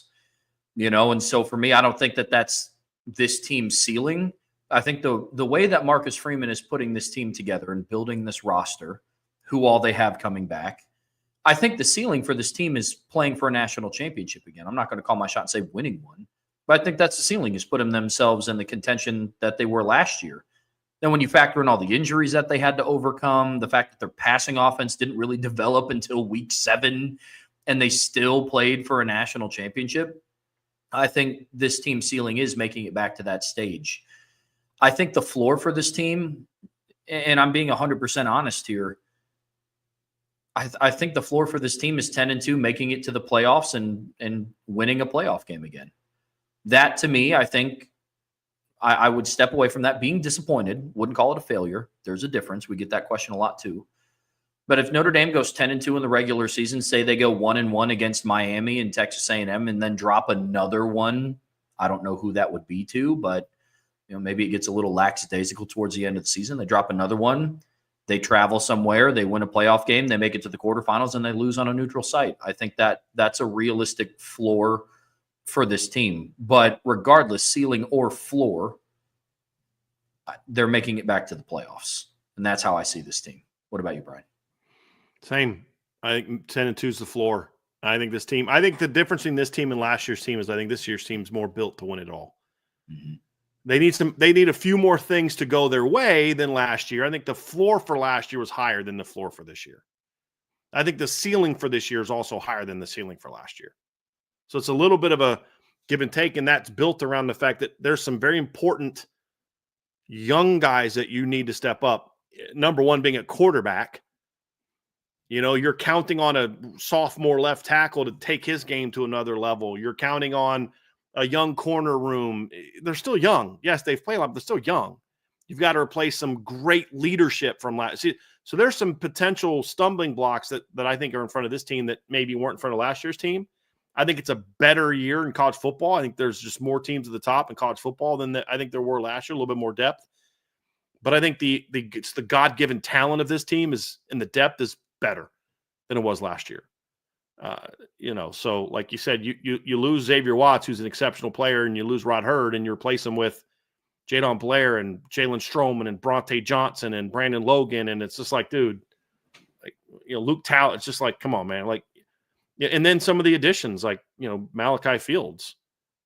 The difference between Malachi Fields and like a Bo Collins is like, Bo did at Notre Dame when he did at Clemson. He's a good football player. He wasn't a top of the, I hoped he could take a jump. And Bo was a very important player for Notre Dame this year. Don't get me wrong. But Bo wasn't that number one, take a big game over type of guy. He was a good piece to the puzzle. If Malachi just does what he did at Virginia, he is that guy. That's the difference. And I actually went back and looked at our preview of the Virginia game that we did, and where we talked about Malachi, and that's what we said then too. I was like, did I really say that back then? I know I felt, and I did. We were like, this guy's really good, and if he had a real quarterback, he'd be putting up way better numbers. So that's just, those things are different. A lot of the really good young players from last year are now older. That adds to it as well. But there's also, I'd say, maybe a couple more. I'm not sure about that compared to last year. So ceiling is higher, floor is lower, but the floor is 10-2 because the floor last year was 10-2, but I think last year's schedule was not as challenging as this year's schedule, and it was tougher than people thought it was, in my opinion. But this year I think is a little bit more challenging than last year's schedule. But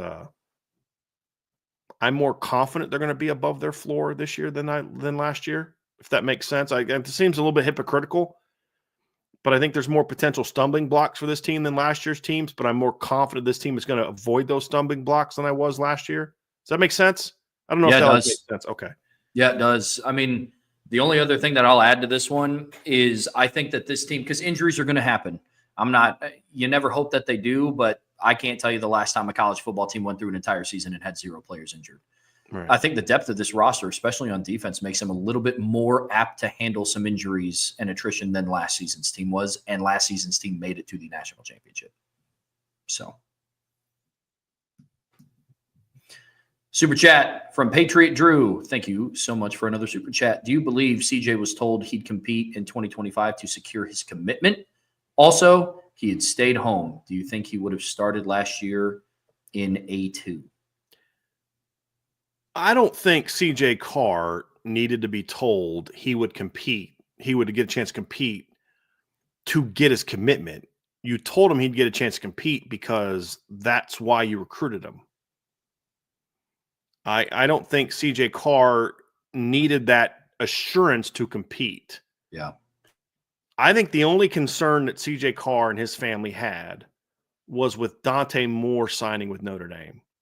And it had nothing to do with him being afraid to compete against Dante Moore. It was when you are from the same state and you're visiting a lot of the same colleges, you know what the other family's asking for. You know the assurances that the other family's demanding that you're not asking for. You'd be stupid to send your kid to a school where you know in order to get that kid, that school had to promise him A, B, C, and D, which would have meant your kid's not getting that chance to compete.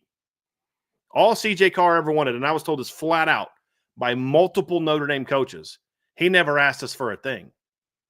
He knew he was going to get a chance to compete because that's why we're recruiting him. He cared more about the other things. How would I be developed? What's the system? I mean, those are the things that CJ cared about.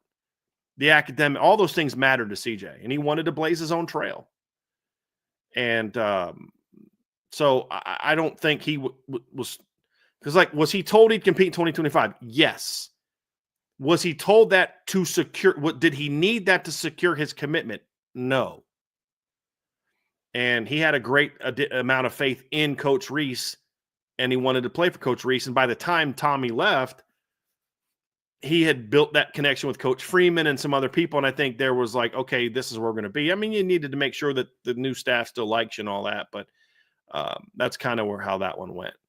You knew he was going to get the chance to compete. That any quarterback cares about that. Am I going to really get a chance to compete? It's not like I'm not coming unless you promise me, it wasn't that. Do I think he would have started at Michigan last year? Yeah, I think he would have started at Michigan last year. There's not a doubt. I think he would have started at Michigan last year in the opener. Yeah. The battle at quarterback last year with CJ would have been shorter than the one with Bryce Underwood. The reason why is Bryce is going against better players. He's going against Mikey Keene from Fresno, who's better than the two kids you had at Michigan last year. And Jordan Davis is not a freshman anymore. He's now a sophomore, so he's better than he was last year. I think CJ Carr would have won the quarterback battle at Michigan last year in 5 minutes. Now, he'd have had to battle Bryce Underwood this year, but he'd have won that battle in 5 minutes. By the time they got through warm-ups, it'd be like, all right, decision's been made. You're the guy. And that's partly how good CJ, but that has a lot more to do with the quarterback room was awful than it is. Steve Angeli would have won that battle in 5 minutes. There's no question. Blake Hebert would have eventually been the starting quarterback as a true freshman if he was at Michigan last year. I don't think he would have started the opener, but he would have started at some point in time when they realized these two kids are awful big-time college quarterbacks. And Blake's got a lot of talent. So, yes. Yeah. Agreed. Another super chat in here from Swan Dong. Would you rather have Miami and A&M at the beginning or at the end of the season? Split up is preferable, but I guess that isn't an option. I like games like this early. Now, the only thing I would have done differently is I would have put a game in between them if I could have. I would have liked to have flipped Purdue and A&M. That's it. I like being challenged early in the season for a host of reasons. Number one is I want to know right now. I want to know my warts in week 3, not week 9. Yeah. I want to get those exposed now. I got a lot more time to fix them. Number one. Number two, I think that those early season battles help you really mold the character of your football team. I also think getting some of those big wins behind you early in the season helps you. I also think it's been proven that unless you're Bama, it's better to lose early than it is to lose late. If Notre Dame would have lost to Northern Illinois in week 11, they have no chance at being in the college football playoff, in my opinion. They definitely don't. And if they do, they definitely don't host. Should they have? Of course. But it's just the perception of it. So all those things factor into it. That I like those games early. I just don't necessarily love them back to back, but I do like the fact that Notre Dame has a bye in between those two games at least. Yeah. And they're not 1 week after the next week, which you needed, especially with that game being on a Sunday. The Miami game being on a Sunday. So I'm okay with them both being early. If I could adjust it, Dong, I would have just simply flipped Purdue and A&M if I could have. Because then you get Miami, then you get a bye, then you get Purdue, then you get A&M, then you get, Arkansas and Boise, and you're ready to roll. Yep. All right. Let's go to that one. Got a couple more before we get out of here because I want to be ready to roll by the time the guys are ready to go. Yeah. Christopher Hardy, at this point of the offseason, which game is the biggest trap game on Notre Dame's schedule, in your opinion?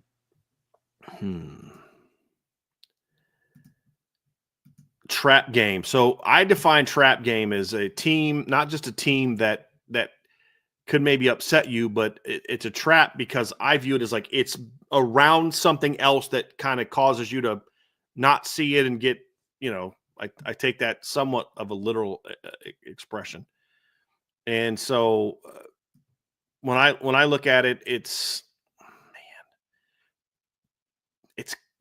kind of pit game for me. Probably would be the biggest trap game. It's in between Navy. It's in between Navy and Syracuse. It's late in the year. You may be a little worn out.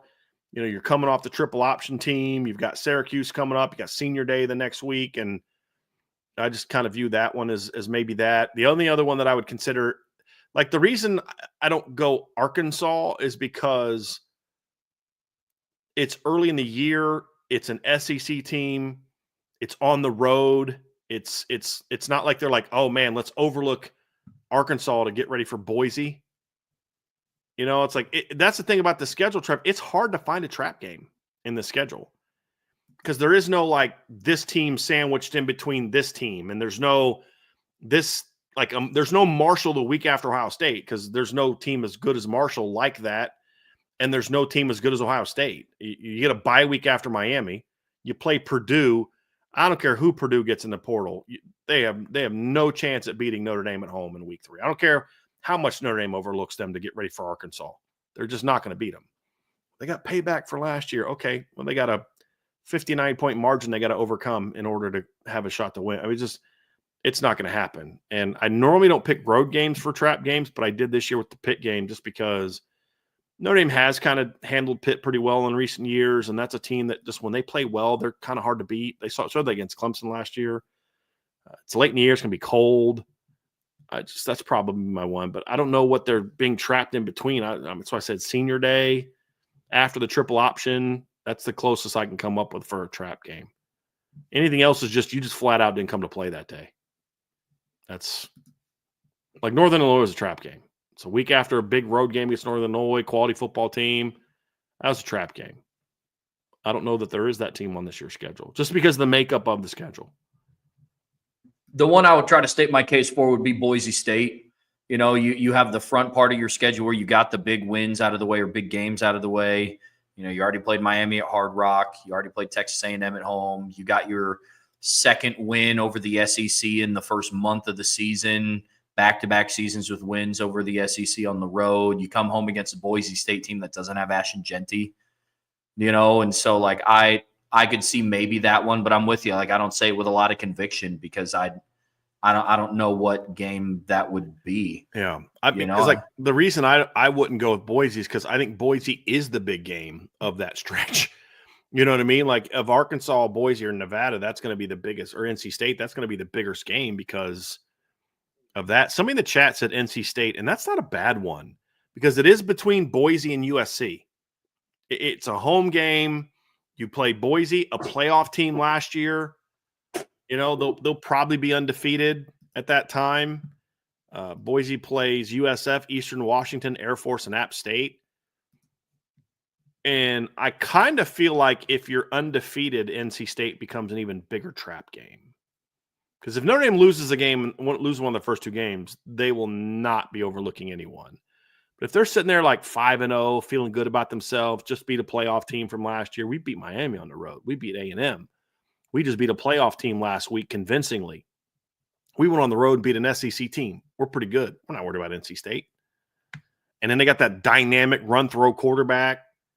Their offense might be pretty decent this year. That actually, you know what, Tom? Tom said it. Yeah, maybe it is. That actually, now that you kind of think about it, I look at NC State, I don't think trap game, but then Tom said it, and I start thinking about it. I'm like, it's right before USC, which is a big game. It's after Boise. Because, like, you don't naturally look at Boise and USC and think you're going to be way up for those two. But they kind of are. It's your rivalry. Boise was a playoff team last year. That's a good one, Tom. I actually like that. I'm actually going to change my answer and go with NC State because it also fits what I've said in the past about what makes teams I get concerned about. It's usually at home because you overlook them at home. This team usually galvanize, like they come together when they play road games. And you've got a really dynamic quarterback, run-throw quarterback. And that's been a bit of a recipe for Notre Dame in the past as well. Not always, but in the past for those trap games they can score when he's on. They can score. And you usually don't get upset in low-scoring games. Of course, Northern Illinois last year ruined a lot of my long-held beliefs on what a trap game is because they didn't have a very good offense. They didn't have a dynamic quarterback. I mean, it went against so many of my things, but the NC State fits what I normally look at. So that's a good one, Tom. I like that one. I actually think now that we've talked it through, I actually think that makes the most sense, Trev. I think NC State makes the most sense on, if they haven't had a loss yet, that could be that team that they're overlooking, thinking ahead to USC in the bye. That's a good one, Tom. And especially with CJ Bailey at quarterback. That kid's fun to watch. They could force him into 4 turnovers. I mean, he's that kind of young player. He could have a rough game, turn the ball over a bunch, and they blow NC State out. He could also come in, play out of his mind, and he's got that kind of ability to put a team on his shoulders and say, "We're going to have some fun today." And you're overlooking them. Yeah, it could make it dangerous. That was a good one, Tom. Really well done. Okay.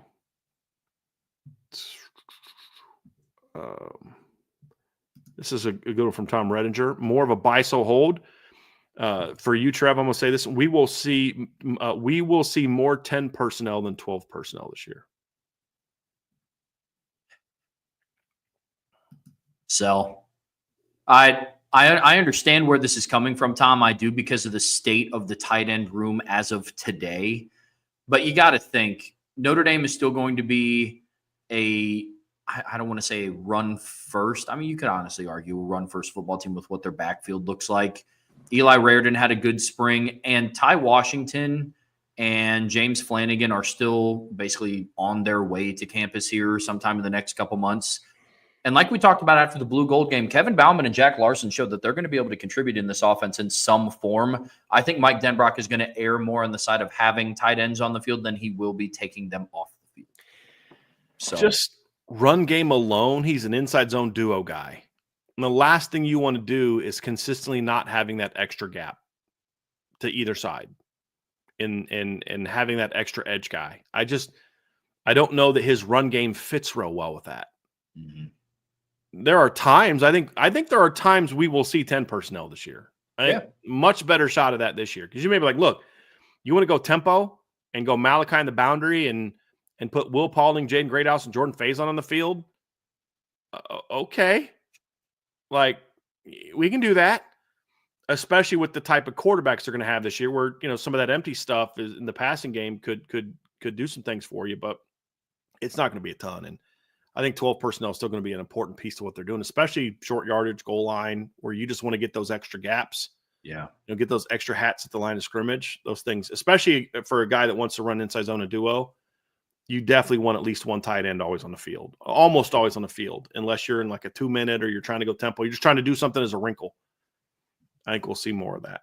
Yep. So it's a good thought, though, because they are much more deep. They're deeper at one position than they are another. Yep. Certainly that.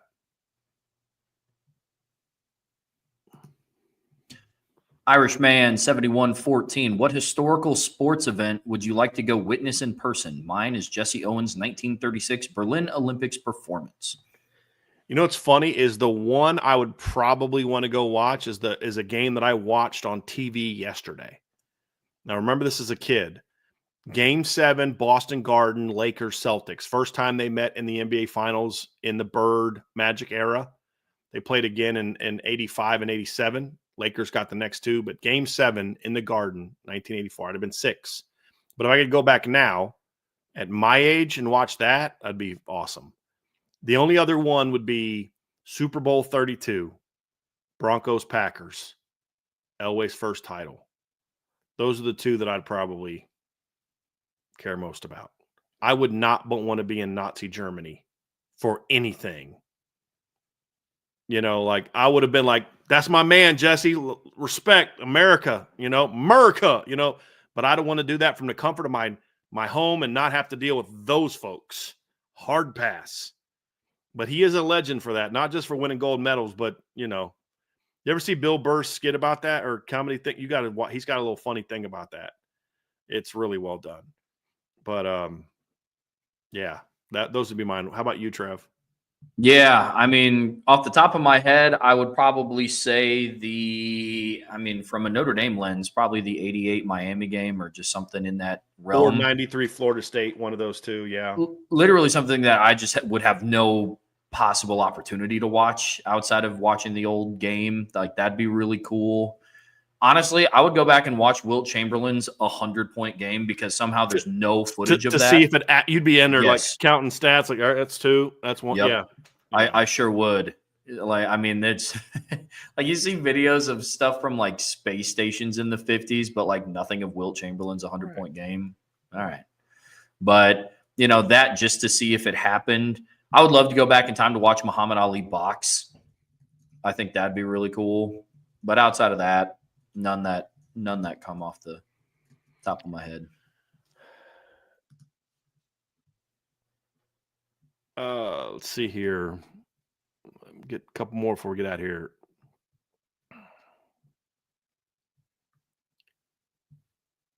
Let's give you that one, Trev. I am Tenzin. Favorite non-sports video game?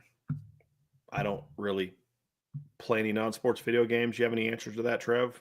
I do. I love the battle royale type of games. So Apex Legends is a lot of fun to play. I've been playing a lot of Marvel Rivals. It's almost like an objective-based type of video game. It's really cool.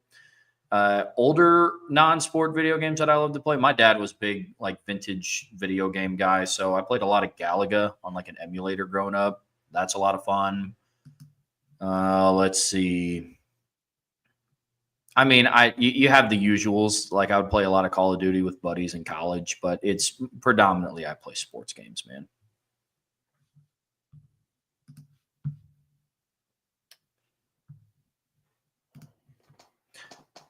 Nicholas Grosh, if Michigan has 4 first-round picks this year, did they have 1 or 2 last year? Were those guys responsible and part of the 23 Natty?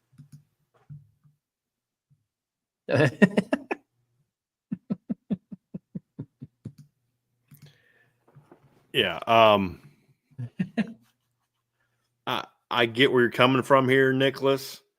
And then, of course, Archer had to come back with that one. But I mean, I think they were certainly key parts of that. I'm trying to see if Nicholas had a little bit more onto that question, but doesn't look like it. But yeah, I mean, they were certainly. I mean, Mason Graham and Will Johnson were certainly big parts of that last year, and I think Will Johnson being hurt this year hurt him a little bit, but I don't know if like that had anything to do with it. Colson Loveland was a big part of their. I mean, they had a talented team. This is the thing that people.